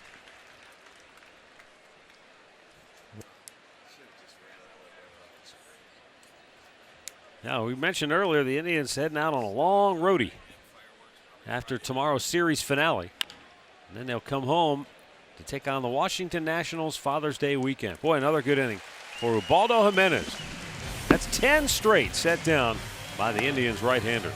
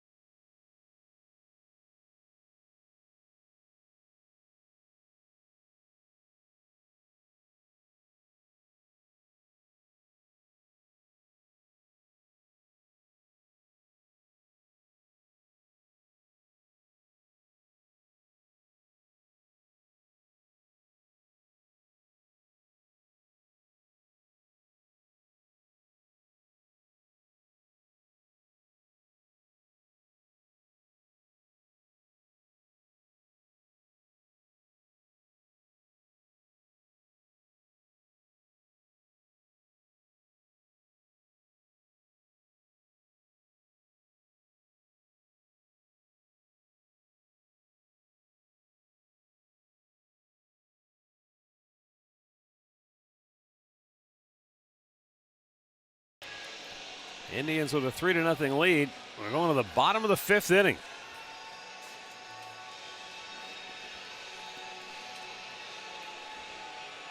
Kipnis, Cabrera, and Swisher coming up for the Indians.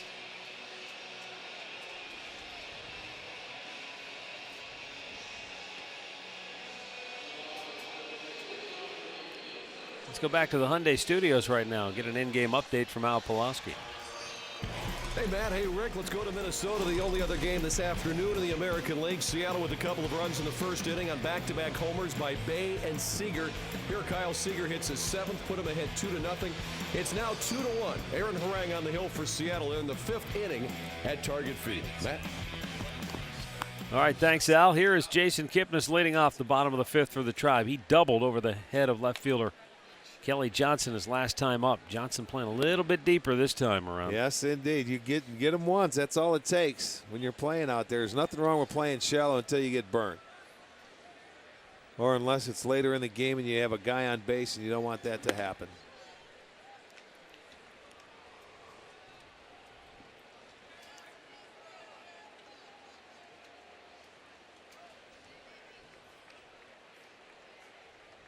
I'll tell you, this young man, he's got a pretty good arm. I was going to say, you know, he's been impressive. He's given up the 3 runs, a 2-run homer by Giambi on a changeup in the 2nd, and the 2-out RBI hit by Giambi in the 3rd. Giambi's the only one that hurt him, you know, and he hung up the changeup and he tried to get a fastball by him. But he's got a good fastball. I like his changeup, a nice slider. And a base hit by Kipnis to open up the home half of the 5th, so he's 2 for 3. 3rd time through the order, it'll be interesting to see. Now, they have activity in their bullpen. We don't know how long the leash will be. He's at 88 pitches, but, you know, the Indians, now that they've seen him a couple of times, they may zero in. Another changeup. See, the 2 times he left the changeup up, the hitters have been able to get to him. So Kipnis comes by, and you're right, the 3rd time through, I think that's why they'll have their bullpen ready. He realizes right now you can't fall much farther behind, and you're coming back to the meat part of the lineup. As Dribble Cabrera, 0 for 2 on the day. Drilled down the left field line, but slicing out of play. Joe Madden felt like when he called up Chris Archer that he said, you know, quote, physically and mentally, he's ready. And he said, you know, I think he gets it. He knows that his time will come, and he knows he's going to be here for a long time. He said he also knows he has to do things the right way. He's very accountable, so I really believe he's going to pitch well right now. Cabrera right now sends one deep and gone to the seats in the lower deck in right field. It's a 2-run homer for Cabrera, and it's now a 5-0 Indians lead. So the Tribe, this 3rd time around, getting to Archer as Cabrera hits the Indians' 2nd home run of the day. Both of them have been 2-run shots for the Tribe, and they're up 5-0. Well, let's take a look at our Nissan pitch tracker and watch the swing, and it's another changeup.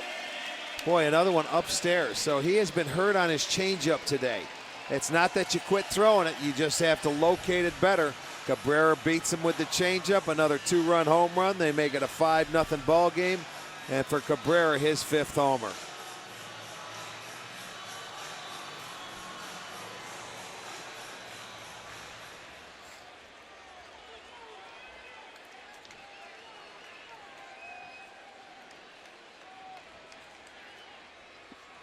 Down on the dirt to Swisher.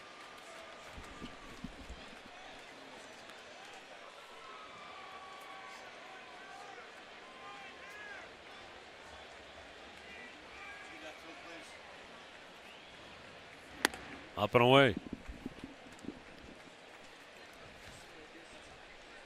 Now the Indians, the 5th inning has been their special inning this season.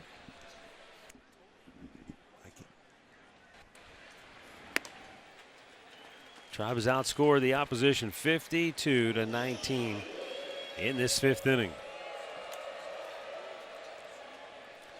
Nice thing about today, though, is 2 in the 2nd, 1 in the 3rd, 2 more in the 5th. They're continuing to add on. Oh, it hit him and it went through into center field. Swisher's got a base hit. It almost undressed Archer on its way back up the middle. That's going to do it for him. But, you talk about being scared. That kid, I don't know if it hit him, if it got his glove, but it flew off his hand. And it, rocketed by him in center. Watch this. Oh, just grazed it. The glove, the arm, I don't know what it was, but it got there in a hurry.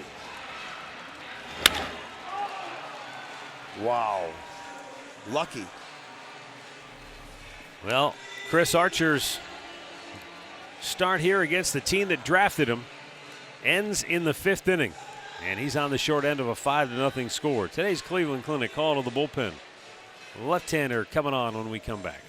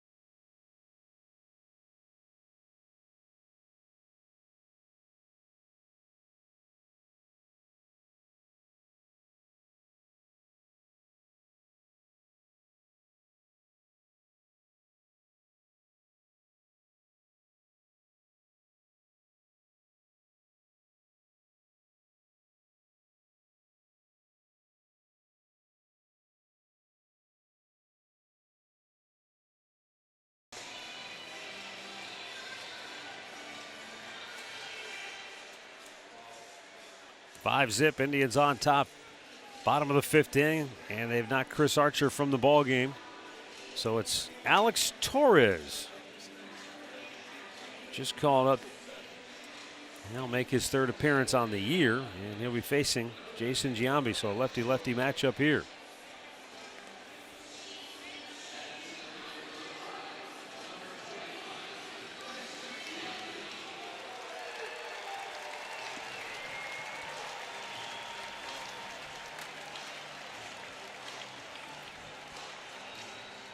Yeah, you mentioned it. We're going the 3rd time through, and that young man, Chris Archer, he had a scare on that last one from Swisher. And he left it. Giambi hit the changeup out of the ballpark. Cabrera hit the changeup out of the ballpark. And Kipnis started this inning with a changeup. You know, it's probably a pitch that he has to work on. But if he can command it, he'll be tough. But today he left it up, and the Indians hurt him. Giambi takes it's inside ball 1.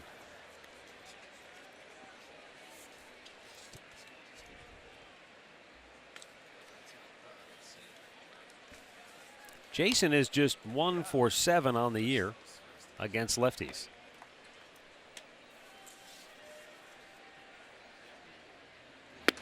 Swung on and missed. But that one hit was a home run.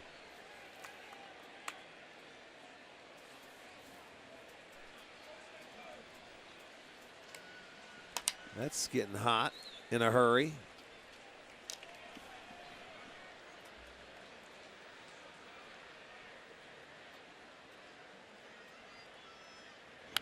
Fouled back. And the count 1-2.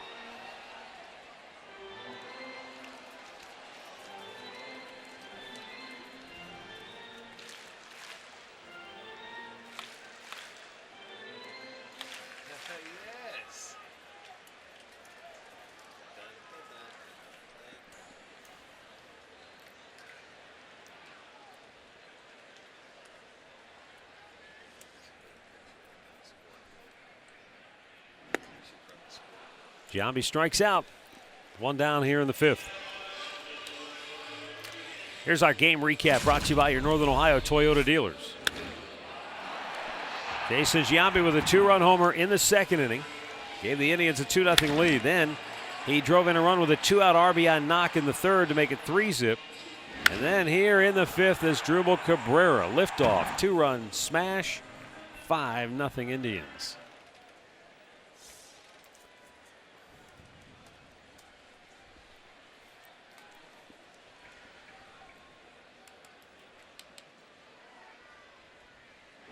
Carlos Santana takes a strike.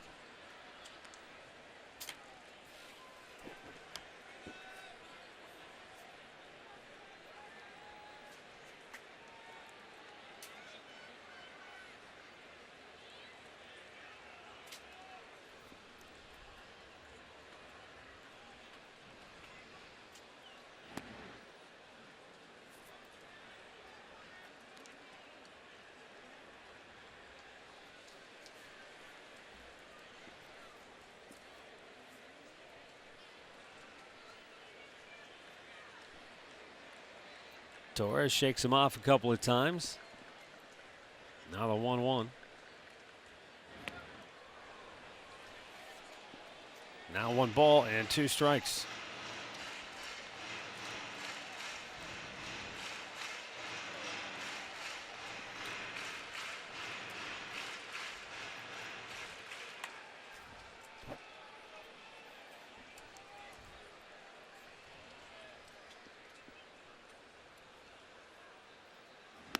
A little bit high. 2-2.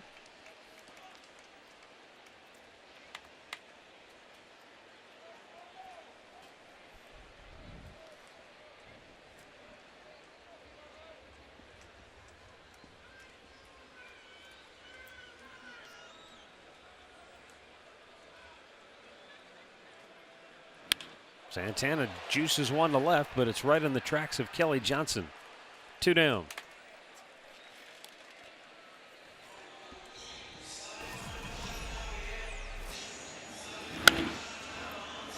Well, Swisher in his first 2 at-bats, when he had 2 strikes on him, he worked the at-bats to get it to Giambi both times. And I mean great at-bats, both walks. But he took some really tough pitches right there. He fouled off 2 strikes, took that breaking ball tough not to swing at it. Another close one upstairs. I think Archer thought he had one, but those were 2 at-bats that ended up coming around. And he scored both times because of the walks. Well, the second one was a walk, and then he got the base hit. Now Michael Brantley with a fly ball to right field. And the side is retired, but the Indians keep swinging the bats well here today. As Drupal Cabrera, 2-run homer. Cleveland 5, Tampa nothing.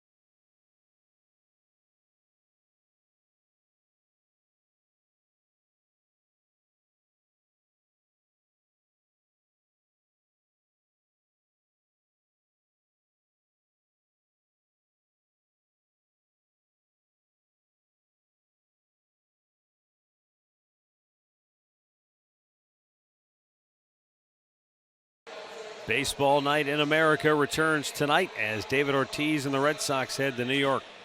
to take on Robinson Cano and the Yankees. Baseball Night in America begins tonight at 7 Eastern, only on Fox. Yunel Escobar will lead it off here in the 6th inning as Ubaldo Jimenez will look to continue his mastery of the Tampa team. He has retired 11 straight. He's retired the side in order the last 3 innings in a row. And then you go back to the 2nd inning. Luke Scott with 1 out laid down a bunt single because they had the shift on, and he just said, well, you're going to shift everybody over. I'll just bunt one over here. So that's the only hit he's allowed in the game. The next man up, Ryan Roberts, hit into what looked like it was going to be an inning-ending double play, but a little snafu on the throw to first base, so he wound up reaching on a fielder's choice. And that was the start of 11 straight retired by Jimenez. Escobar line to right. He did hit the ball hard his first time up. Checks. A strike called 1-1.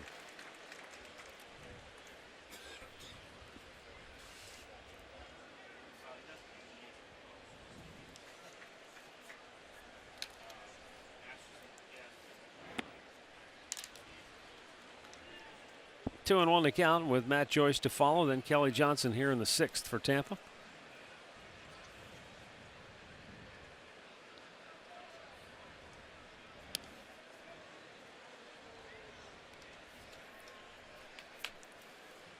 Not many 3-1 counts today.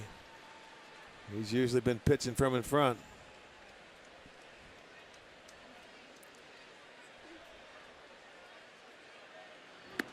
Bullseye right in there. Well, and when you're down 5 runs and you have a 3-1 count, make sure it's going to be a perfect pitcher. Don't swing at it. You need the base runners. But he finds a strike zone, so now you get one more look at him. Ubaldo's payoff pitch. Slowly chopped. Going to be a tough play. Avila's on the move. Throws off balance, and Escobar beats it out. Well, 2 infield hits. Nothing you could do there. You're playing back, 3-2 count. Avila's way back, and he's going to beat it out. Any average base runner would. You top it, and you can see him coming into play. He puts a glove on it.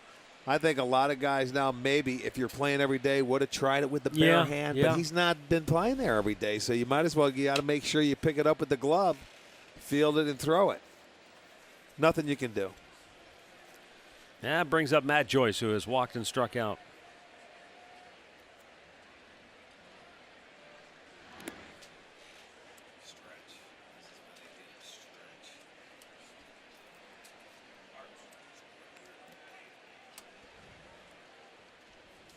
Well, the Indians will not fire a one-hitter here this afternoon after they were 1 hit last night. That's already the 10th one-hitter in the majors this year.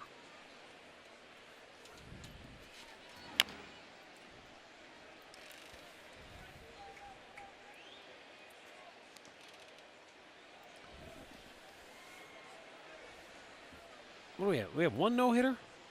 None. No. There's not. No, we've been close.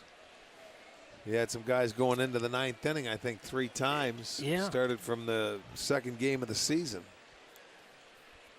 down in Houston. Yu Darvish. Sanchez had the no-hitter going into the 9th. Joyce is swinging a miss.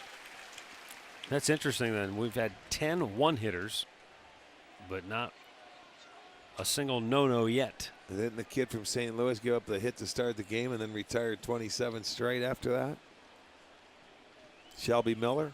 Was it Sanchez that had 2 outs in the 9th? Yeah. That's the one I think we watched. The end of that. Darvish had. Bauer had 2 outs. Got the base hit. So. Yeah, Darvish was a perfect game with 2 outs in the 9th. Base hit right back up the middle. Yeah, I remember that. How many times do you see that happen? A base hit up the middle. In the air, deep to center, but room for Bourne. Michael has it, 1 down. Back to first goes Escobar.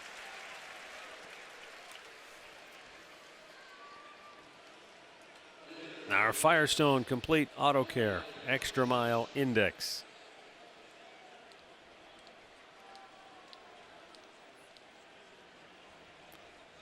With runners in scoring position, Miguel Cabrera at 515. Well, this kid is having a spectacular year. 457, but 515 off the charts. A couple of boys in Baltimore doing pretty well, too. That's drilled deep right field. Stubbs on the move on the track. He makes the catch. Up against the wall, hangs on for out number 2. Boy, a fine running catch by Drew Stubbs. He went a long way to track that ball down. Yes, he did. He ends up jumping at the end over near the wall. He didn't realize exactly how much room, but he had so far to go. Puts his glove up, and look, you can see a little white maybe coming out. That's a nice running catch. Hard to do in the corner. Nice play, Drew Stubbs. And so with 2 down, Evan Longoria to the plate with that runner still at first base. Longoria has flied to right, flied to center. He was trying to hit one out the left there. Well, his first 2 at-bats today, he skied one to right, and I mean skied one to left, so he's just gotten under a couple today. And he let that one fly as well.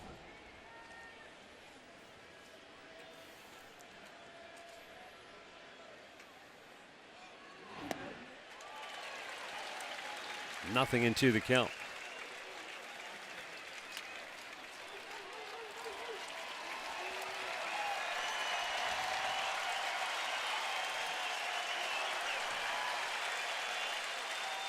Crowd appreciating the efforts of Jimenez here today. The 0-2 pitch. Upstairs with it. That's where his fastball goes now, the harder he tries to throw it. He's been down. His velocity's been down, which is good. When he tries to hump up to 93, 94, it's always elevated, overthrowing. But boy, when he stays within himself, so much better. Downstairs 2-2.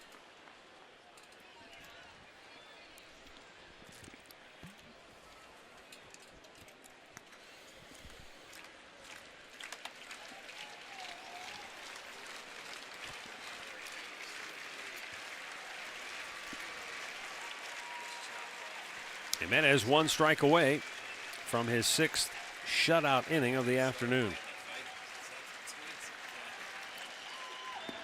Breaking ball, strike 3 called.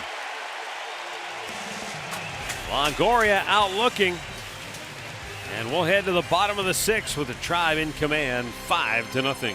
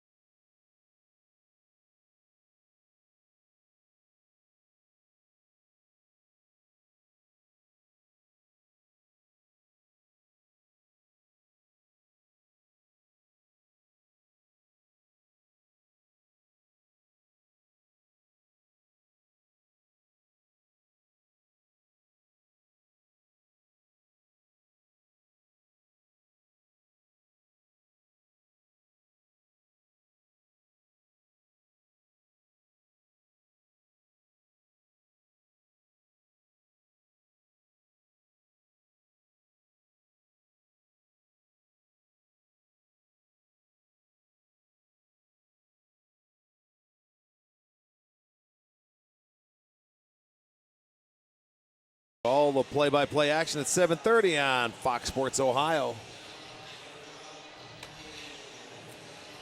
They're coming back here, bottom half of the 6th inning. It's been all Indians this afternoon. A 5-0 lead for the Tribe. They're going to get a chance again. Torres came on last inning out of the bullpen. Left-hander that's just called up by Tampa today. It'll be Aviles, Stubbs, and Bourne, the scheduled hitters.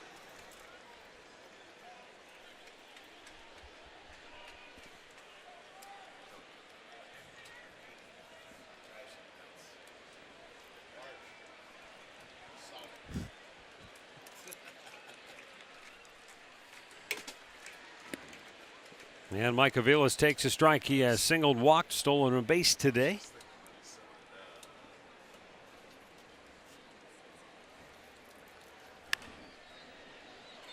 Out of play.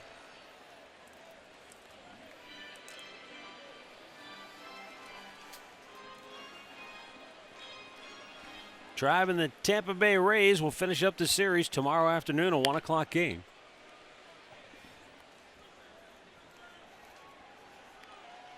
We will, of course, have it for you here on Sports Time Ohio.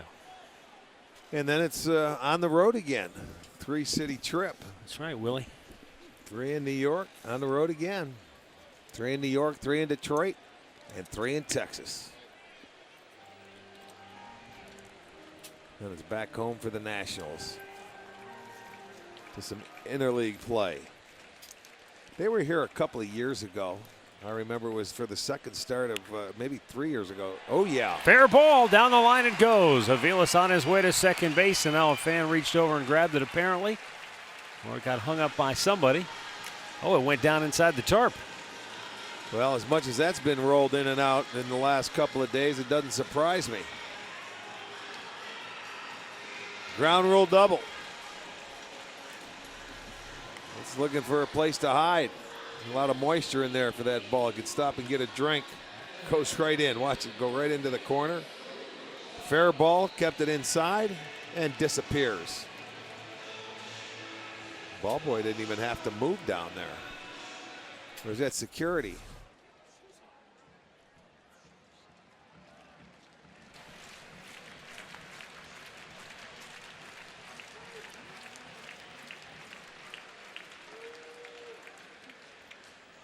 Drew Stubbs rips one down the right side, but foul. Drew, a couple of strikeouts today.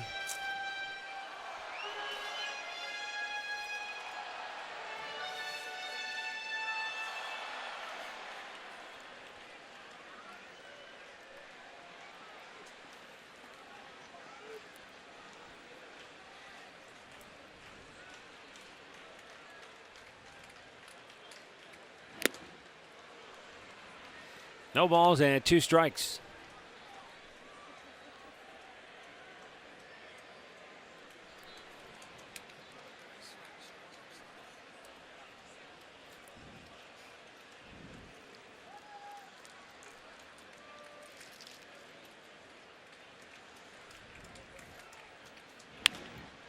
And Drew flirting with that third base line, but it's just foul.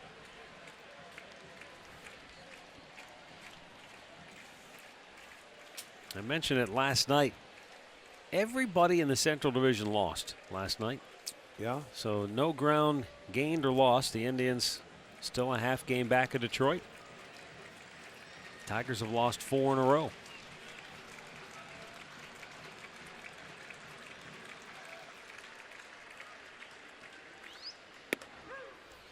Stubbs is out looking, 1 away.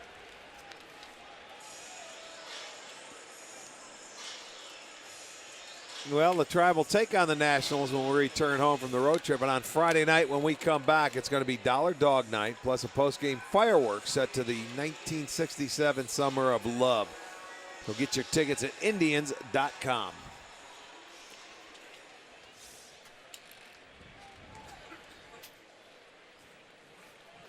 Michael Bourne 0 for 3 on the day.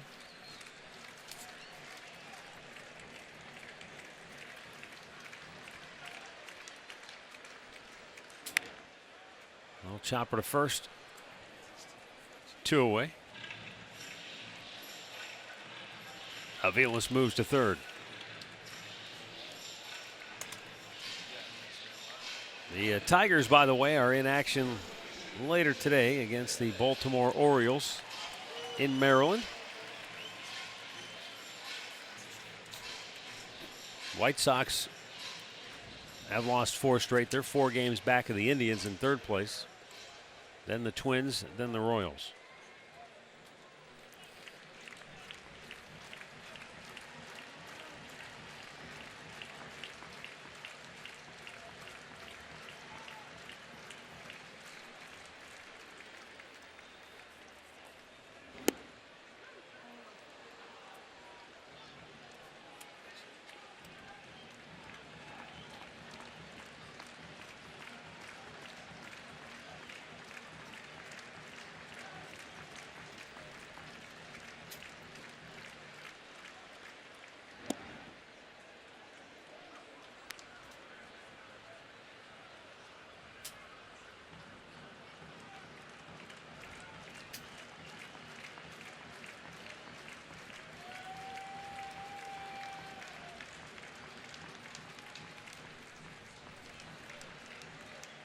Kipnis fouls it out of play.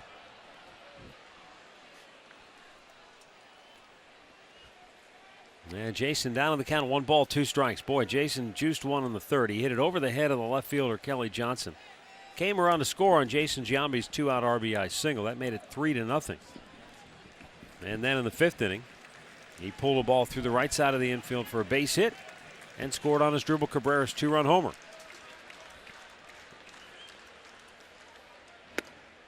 Half swing, caught in between, strikes out, ends the inning. 6 complete. Cleveland 5, Tampa nothing.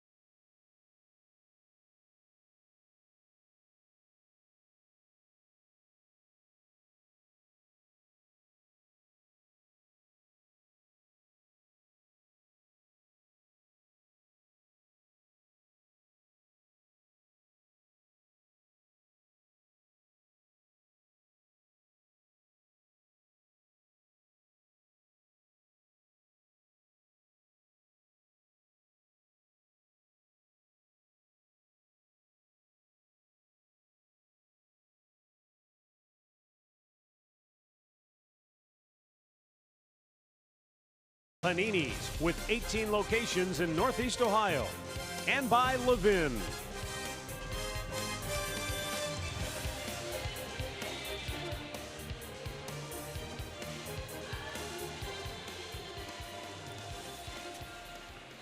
Indians with a 5-0 lead over Tampa. Top of the 7th inning. Ubaldo Jimenez has been terrific. 6 shutout innings. He's given up 2 measly little infield hits. Yes, that's true. The ball has not left the infield when it comes to a hit. Went 7 innings in his last start at Cincinnati. Gave up 4 hits in that ball game. He's walked 1, struck out 5 today.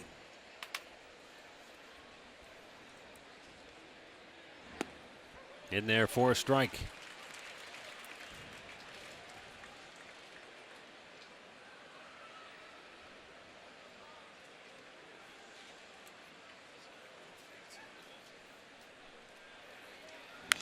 Chop foul, first base side.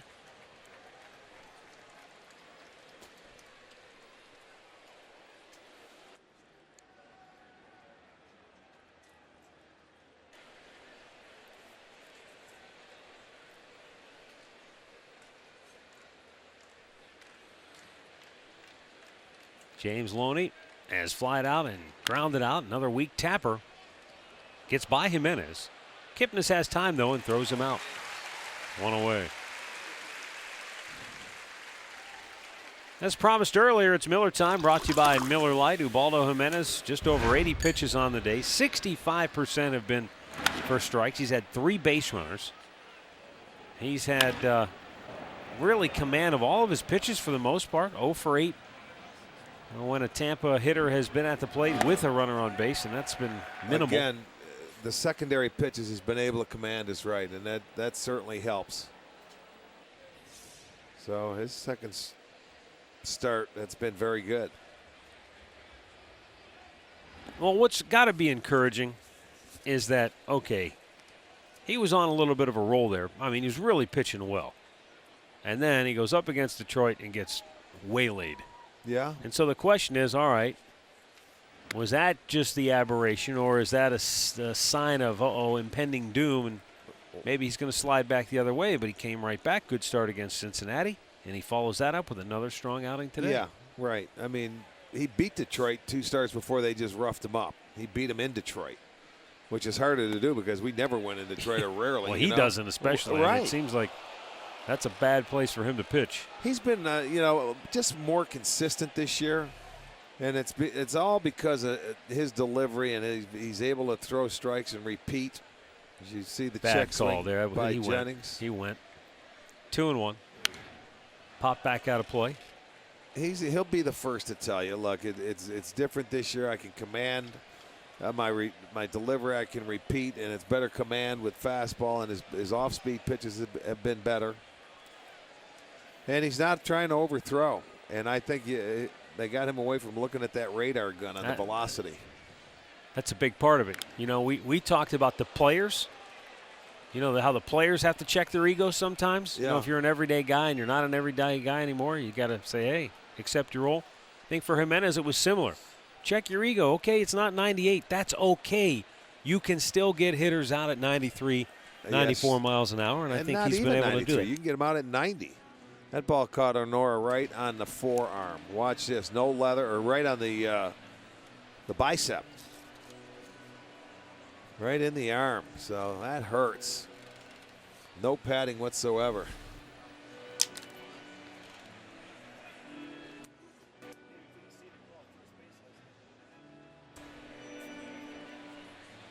Desmond Jennings, the batter, 0 for 2 on the day. Jimenez just about ready to make his 90th pitch of the afternoon. So he's been pretty judicious with his pitches. Hasn't had a lot of big pitched innings, or cases where he's had to go 10, 11, 12 pitches to record an out. And that's always the most important thing. If you can get a guy out inside of 5 pitches, you're going to find yourself getting deeper and deeper into games. Well, that's why sometimes you don't care about strikeouts. You like quick outs. Deep to right. It's over the head of Stubbs. Not easy to hit one over that guy's head, but pretty good breeze blowing out to right center, and Jennings barreled it up. So he's into second base with a double. And a 1-out base runner for the Rays here in the 7th inning. This is where you're going to see where the breaking ball is upstairs. And you get hurt with it. You got underneath it. Yeah, it sure looked like he did, Rick. Like he cut underneath it on the delivery. Well, you hang it. It makes it easier for that hitter. Desmond Jennings gets his 14th double. It's a 1-out double. And now Luke Scott to the plate, 1 for 2. Scott struck out his last time up. He had the bunt single back in the 2nd inning.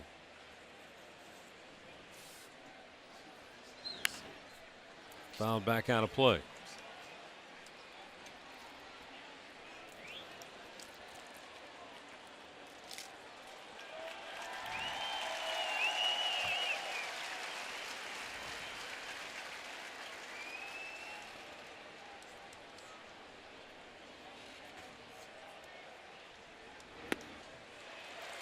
Swing and a miss. 0-2.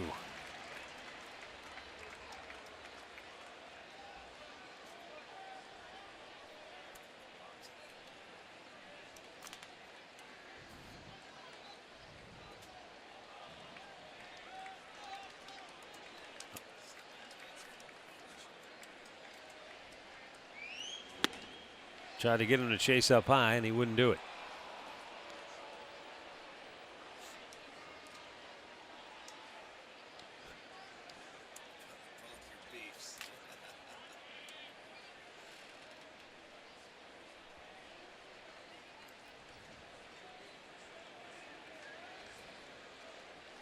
One-two pitch down in the dirt. Nice job by Santana that time on a ball that was truly spiked right into the dirt. Little splitter. He just ran right with it, didn't he? That ball going down and away. Watch his feet. The footwork, he just gives it up, kept the glove down, stayed up high, let that ball come up and bounce, hopefully into the chest protector.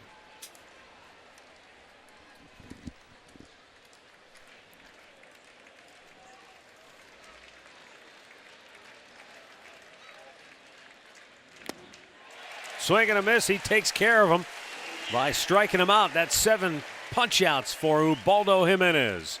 2 down in the 7th inning.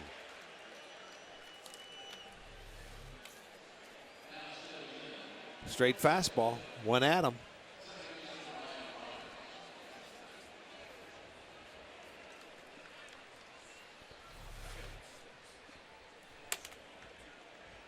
One, two, three. I went from 3 to 5. That's okay. You missed. I missed a 4 in there. Well, normally I do that, and you correct me when you say how many punch outs, but I have 5, 6. 6. That's Yep. okay. Yep. Boy, that's 4, 5, 6.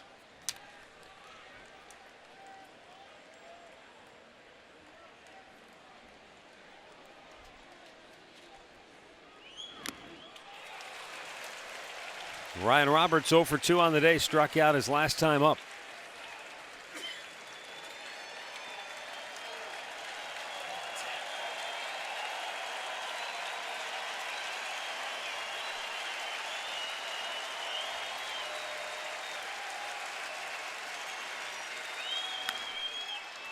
In the air, center field, Michael Bourne on the move, makes the running catch, and hangs on to retire the side.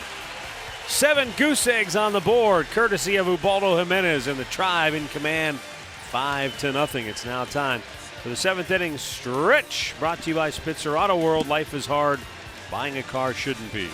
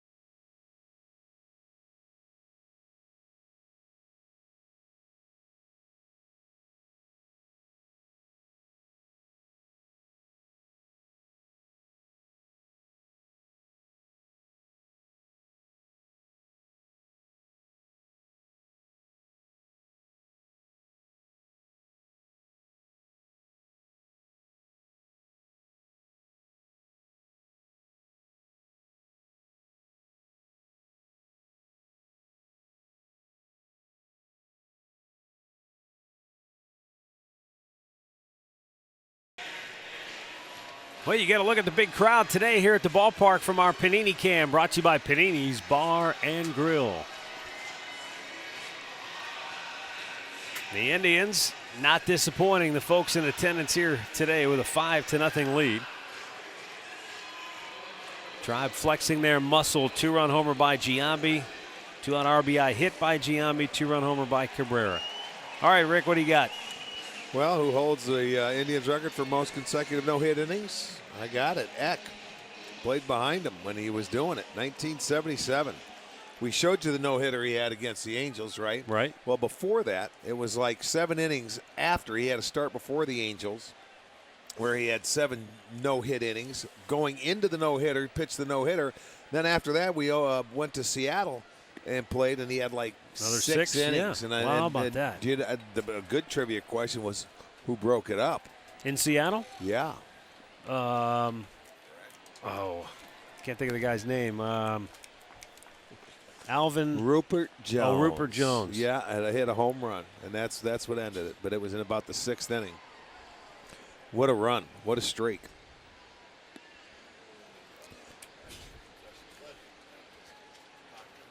What was the? That is amazing. Where's that historically? You know? It was like, I think, second behind Cy Young or somebody like that. It was like it was 20. He had 22 and a third. I think it was 23 or something like that. He was getting really, really close. I was thinking, you're talking about no-hit innings. That's to me, that's got to be close to the equivalent of the Hershiser Drysdale consecutive scoreless inning streak, which was what, 59, 60 innings. Had back-to-back no-hitters, right? Yeah. So that's 18. Yeah. And he's the only guy to ever do that. 22 and a third, so he was over that. So it's you're think right about it that way. That's over 2 no-hitters.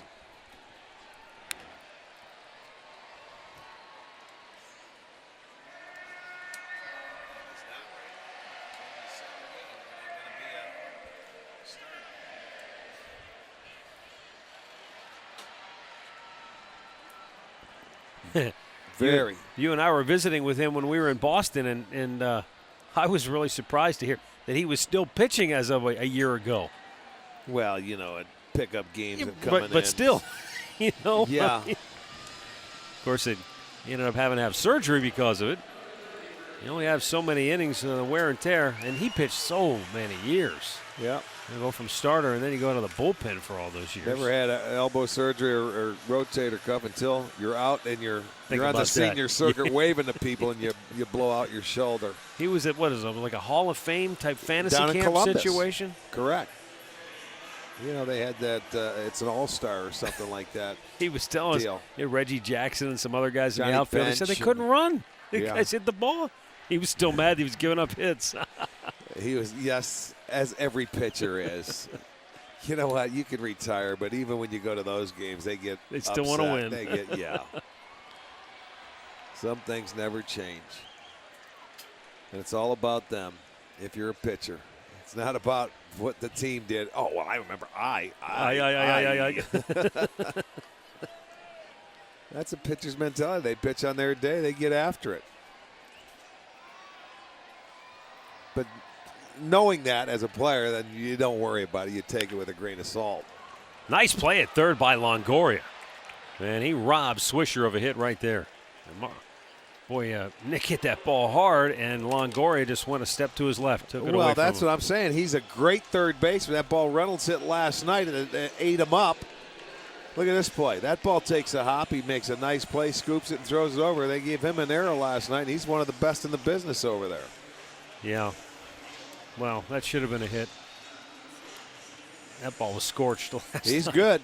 He's good over there. Very good third baseman. Good player. And now he'll go over to the second base side. As Boston did that. Another Eastern Division team took their third baseman, let their shortstop stay on his side of the diamond. Does it matter? I don't know.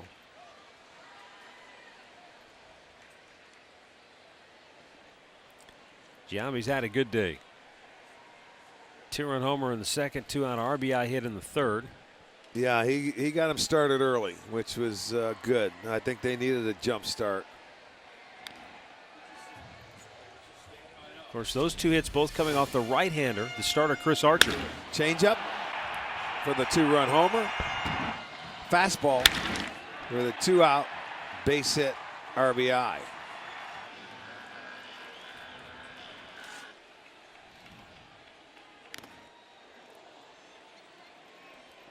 That No got balls, some 2 protecting strikes. there. He tells Molina, don't worry about it. That one hit the chest protector there. The other one caught nothing but flesh. Or is it the mask? Let's see. It's direct, goes straight back. Oh, off the glove to the mask. That was Benji that redirected it. He gets an assist. Or Jose. Benji, Jose, Yadier. A little bit outside, 1-2 the count.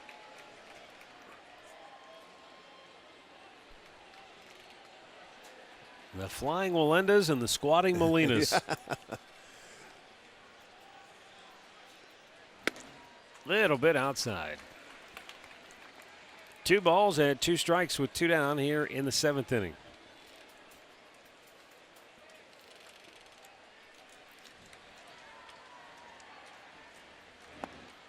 Giambi strikes out. We'll go to the 8th. 5-0 Cleveland.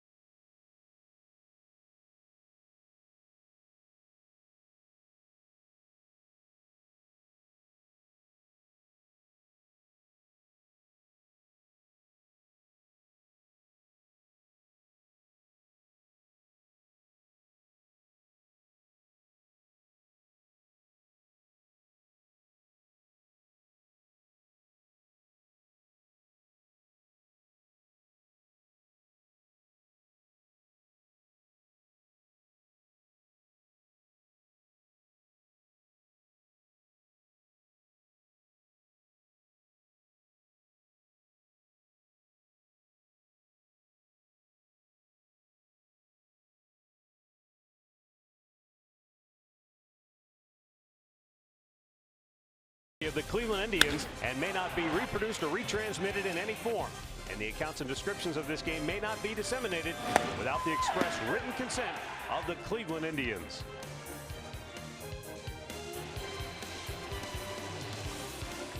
We go to the 8th inning here at Progressive Field with the Tribe on top, 5-0. It's Ubaldo Jimenez dialing up a dandy here today. He's at 98 pitches. Bullpen is quiet. He's got the 8, 9, and 1 hitters due up.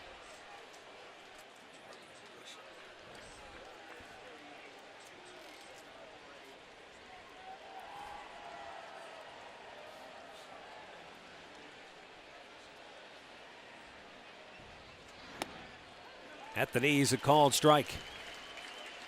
Happy birthday wishes today. Celebrating her first birthday, Gia Salvo at home watching the Tribe with her mom, Tara. I wonder, she's not old enough to have a favorite player yet, is she? Well, she can. Depending on the folks. That's right. But she's soon going to have to make up her own mind. Yeah, eventually. 66% strikes for Ubaldo today. Right back up the middle. And that was a tweener. And it was, you talk about a ball that was right, literally in between Cabrera and Kipnis. I'm not sure, did his dribble get a piece of it or maybe just screen Kipnis from getting it cleanly? Probably would have been an easier play for Cabrera only because his momentum going that way, but they had the right guy running. But it was just hit right in the right spot. The reason why I say Cabrera is because he's going that way. Kipnis with the backhand now, you've got some, that's It's one of those plays you just don't know. I mean, if Cabrera could take it, I think he would have taken it and made the play, and Kipnis with the back end. You had the right guy running, but another infield hit.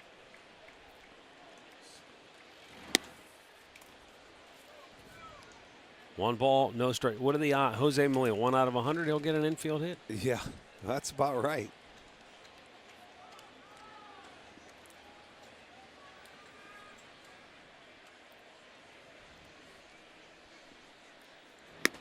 Up and away with that pitch. Fastball. 2-0.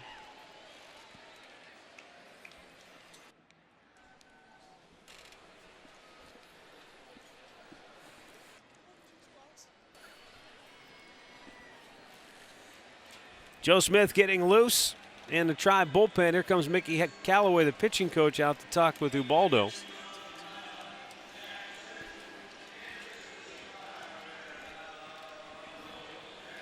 Coming up next, Indians Live, brought to you by Conrad's Tire Express and Total Car Care. We've got the highlights, reaction from the clubhouse, some analysis, everything you need to wrap up the ball game.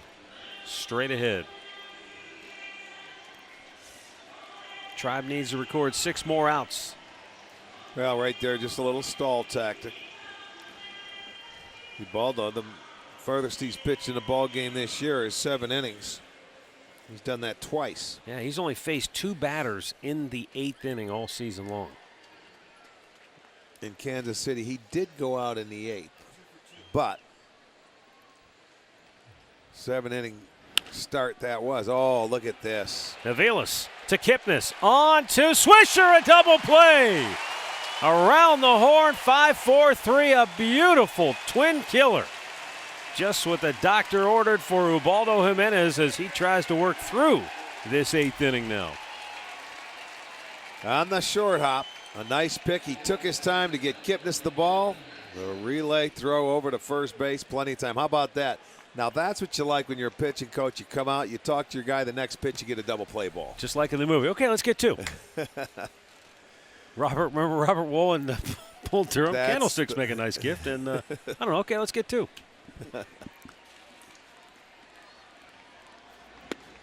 In there for a strike to Matt Joyce.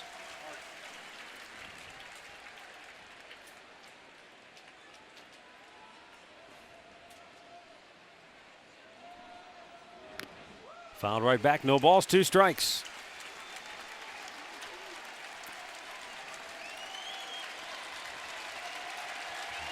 How about that 9-pitch 2nd inning for Jimenez?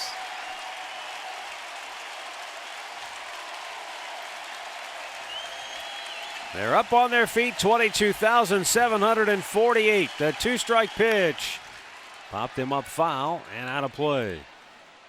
Well, the crowd showing their appreciation for this start by Jimenez here. They want him to get through here.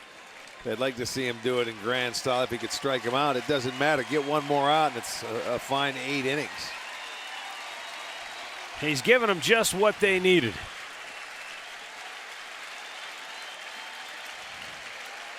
And the right-hander's 0-2 offering. Swung out and missed. He struck him out. Ubaldo with his 7th strikeout of the afternoon. His 8th shutout inning. And the Indians lead it 5-0.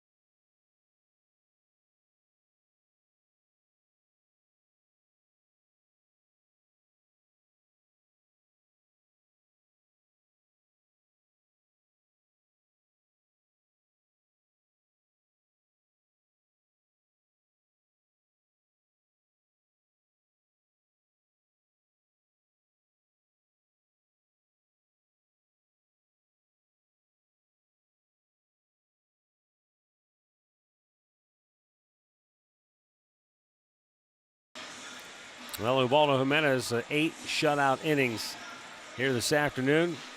Lots of smiles, lots of handshakes, lots of hugs. Look at the starters over there. Masterson, Kluber, they're all enjoying it. They're going to take their turn. That's a great start for him. There comes Mickey Callaway. Way to go. Look at Ubaldo, all smiles now. He should be. 4 hits. Did not allow a run. 7 punch outs and walked 1. Great start. Well, I mean, when you think about just from a mental standpoint where he's been in the last 12 to 15 months or so.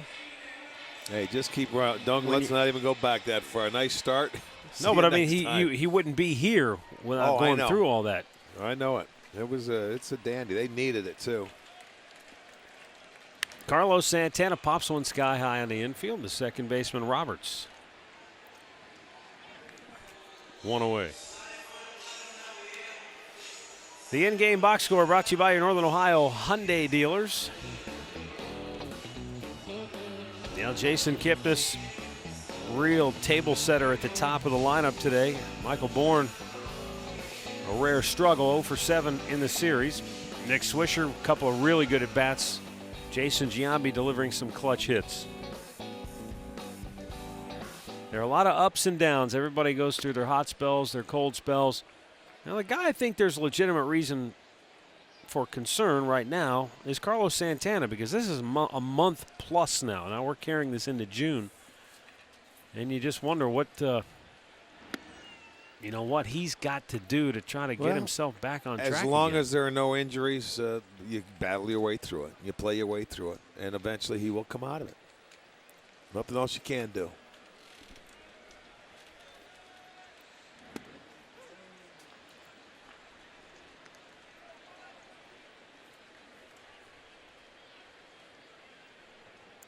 Vinny Pastano up in the Tribe bullpen.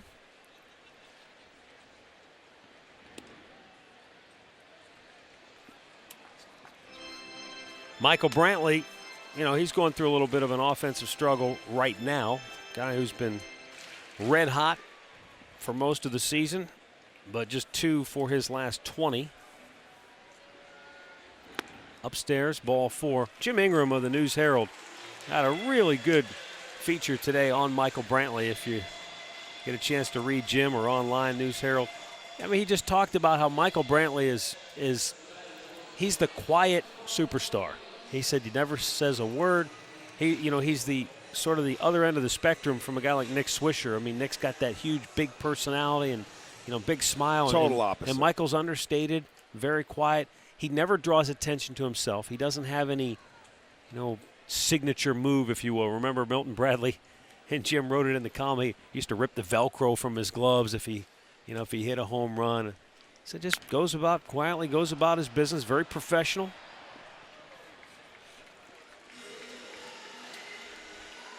Two down here in the 8th as Brantley moves into scoring position now for Drew Stubbs.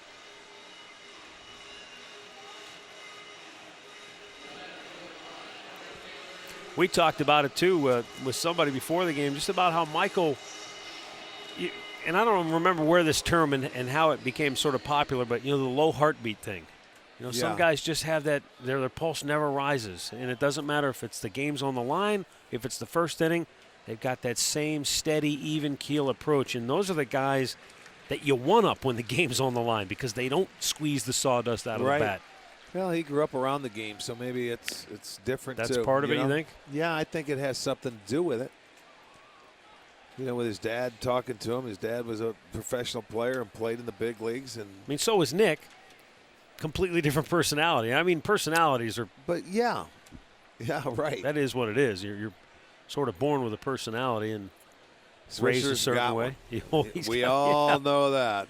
He's infectious with it, and his teammates enjoy it.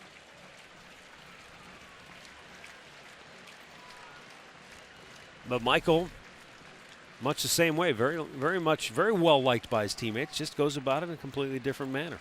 Very understated, but he can sniper you with some comments. The 0-1. Popped back out of play.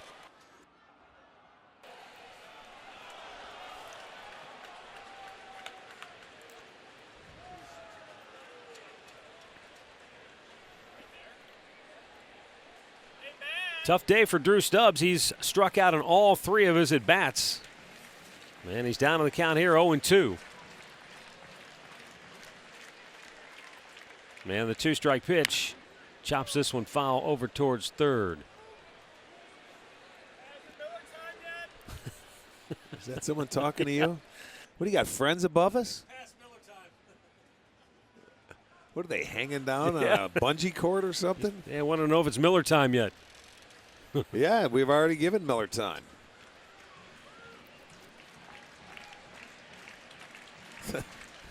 Your buddies.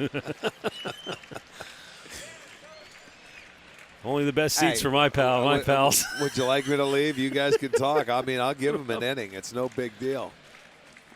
Got the euchre seats up in the top row. Must be the front row.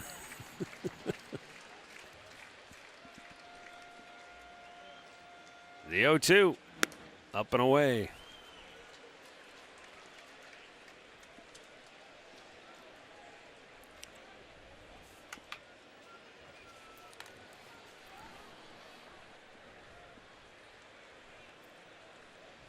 Michael Brantley in scoring position with the Tribe leading at 5-0 here in the bottom of the 8th. They want to go inside on Stubbs, and they missed off the plate with it. 2-2. It's a pretty good pitch there, though. This guy's been throwing a lot of changeups. He's done a nice job since coming in for Tampa in the 5th inning. So maybe that pitch there may let him go outside with another changeup.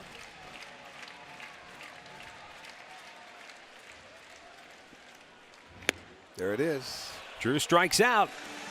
4 Ks on the day for the Indians' number 9 hitter, but the Indians all smiles, leading it 5-0.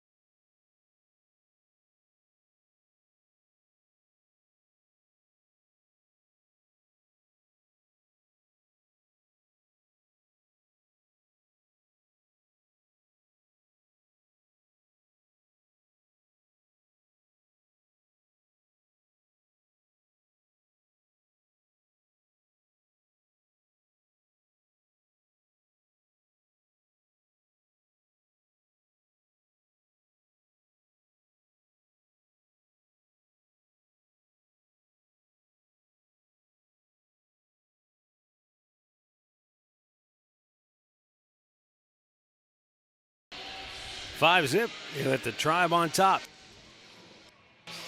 Indians Live coming up right after the ball game.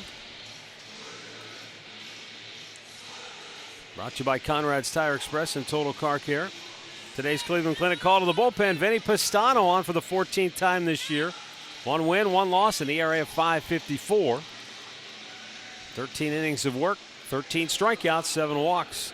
He has allowed 3 home runs, but Terry Francona believes that Pistano is starting to round himself into shape as far as the command and where he needs to be. Ubaldo Jimenez went 8 innings today, made 108 pitches through 73 strikes. And we talked about it. His home ERA was over 10 coming into today. He had really been roughed up on a number of different outings, but he put all that to rest today with a terrific performance. Bouncing ball foul.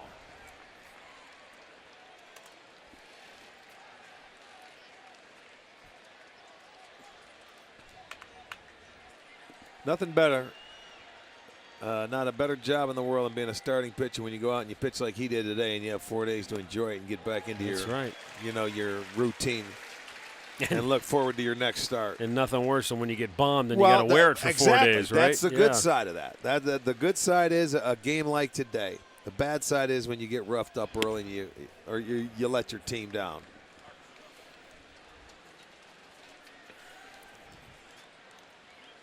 He's obviously feeling pretty good about this one, and he should. Kelly Johnson strikes out. Pistano took a little something off, gets the strikeout. 1 away.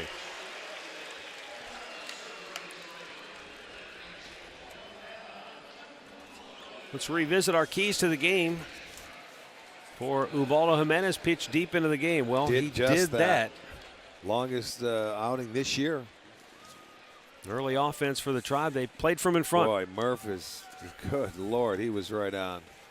He's the key master.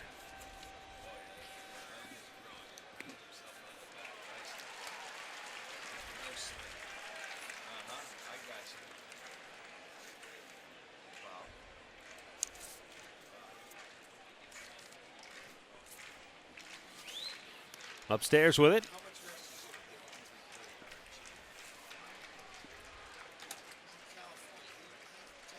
Tampa Bay came into today having won 6 in a row.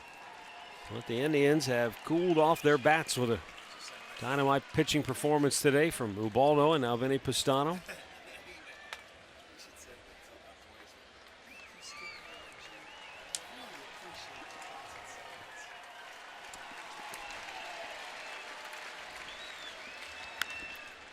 High pop on the infield. Kipnis backpedaling. And makes the catch, 2 down.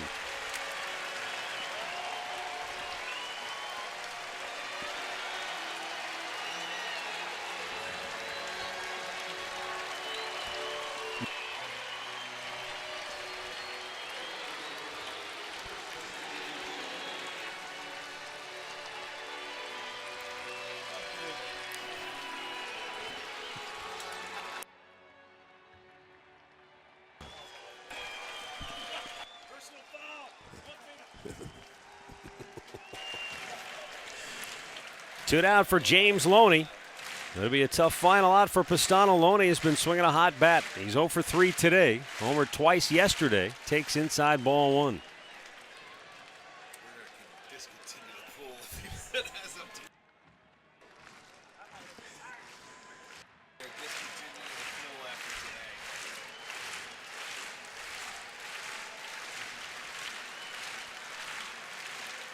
Pistano comes set, the 1-0 pitch. In there for a strike. Better than 22,000 here today. Series finale tomorrow. Homestand wraps up quickly. 1 o'clock start. We'll have it for you here on Sports Time Ohio. Pistano with a 1-1. Swinging a foul over toward the Rays dugout and sent Kelly Johnson scattering.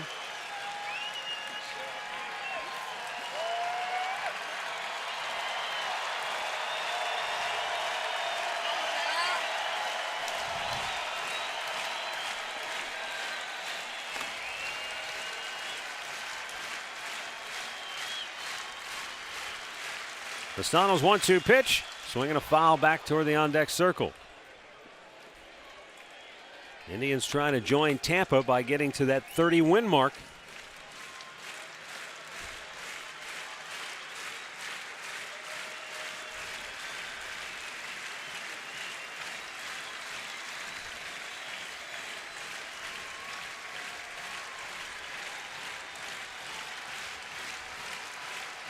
Then he takes a look, he sets. And the 1-2 pitch, a little bit too tall with it. And a count 2-2.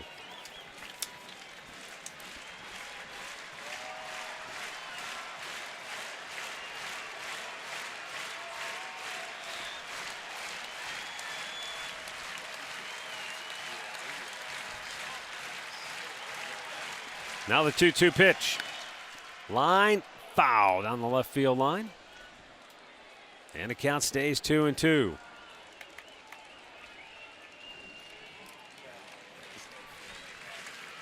Tigers at the Orioles. They'll be underway in about 10 or 15 minutes.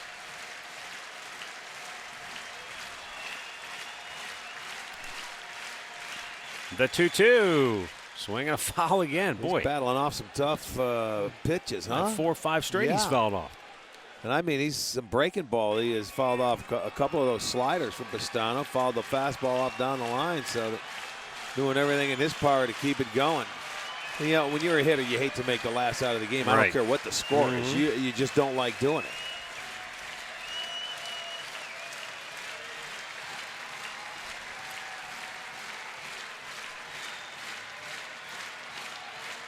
Pistano shaking him off a couple of times, and now Loney steps away. Then he goes to the back of the pitcher's mound to collect himself. He's thrown 15 pitches and 10 have been strikes.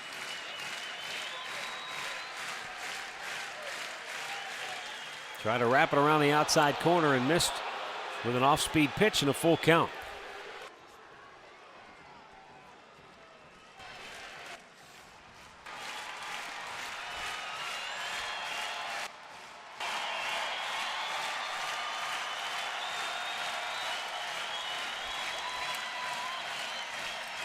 Loney awaiting the 3-2 pitch.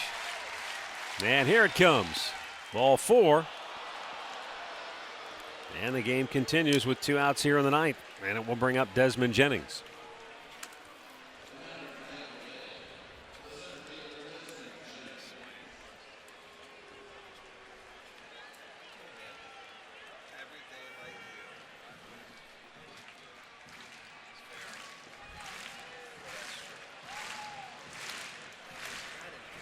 Jennings doubled his last time up. Runner takes off down to second base.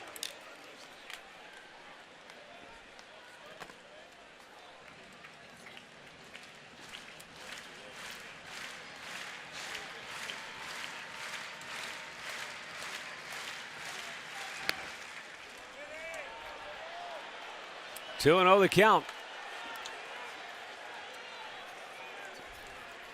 And now Santana's going to go out.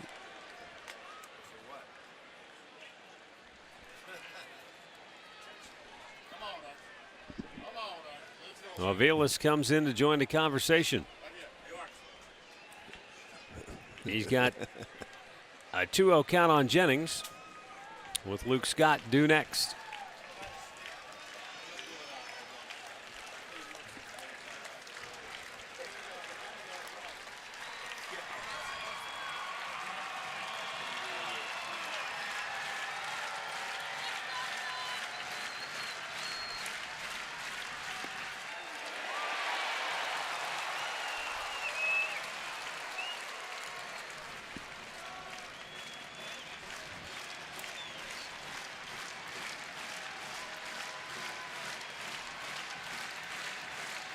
Swung on a miss. He threw it by him, and it's 2-2.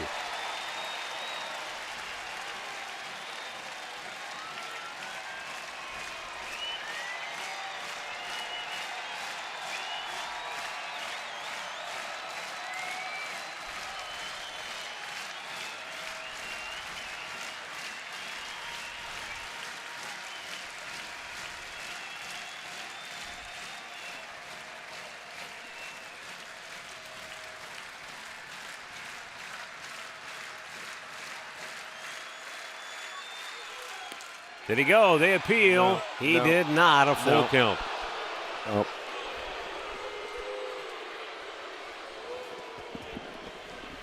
They thought about it. Check it out from the side view. Close.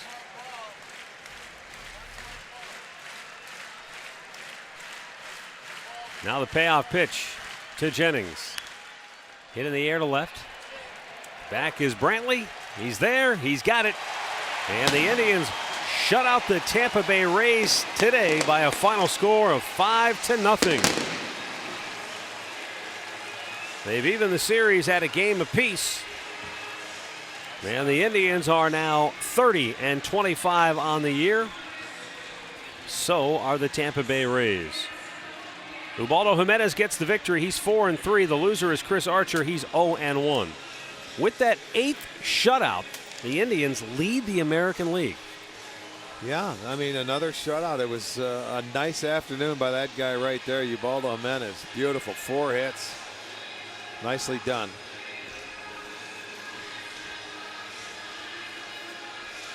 Time now for today's key play of the game, brought to you by KeyBank. Well, let's go to the second inning. They needed a jump start, and Jason Giambi gives it to them. After the leadoff walk to Switcher, it's a high changeup, a 2-run home run, and he gave them a jolt, exactly what they needed. That's the KeyBank play of the game, brought to you by KeyBank. Proud to be the banking home of the Cleveland Indians.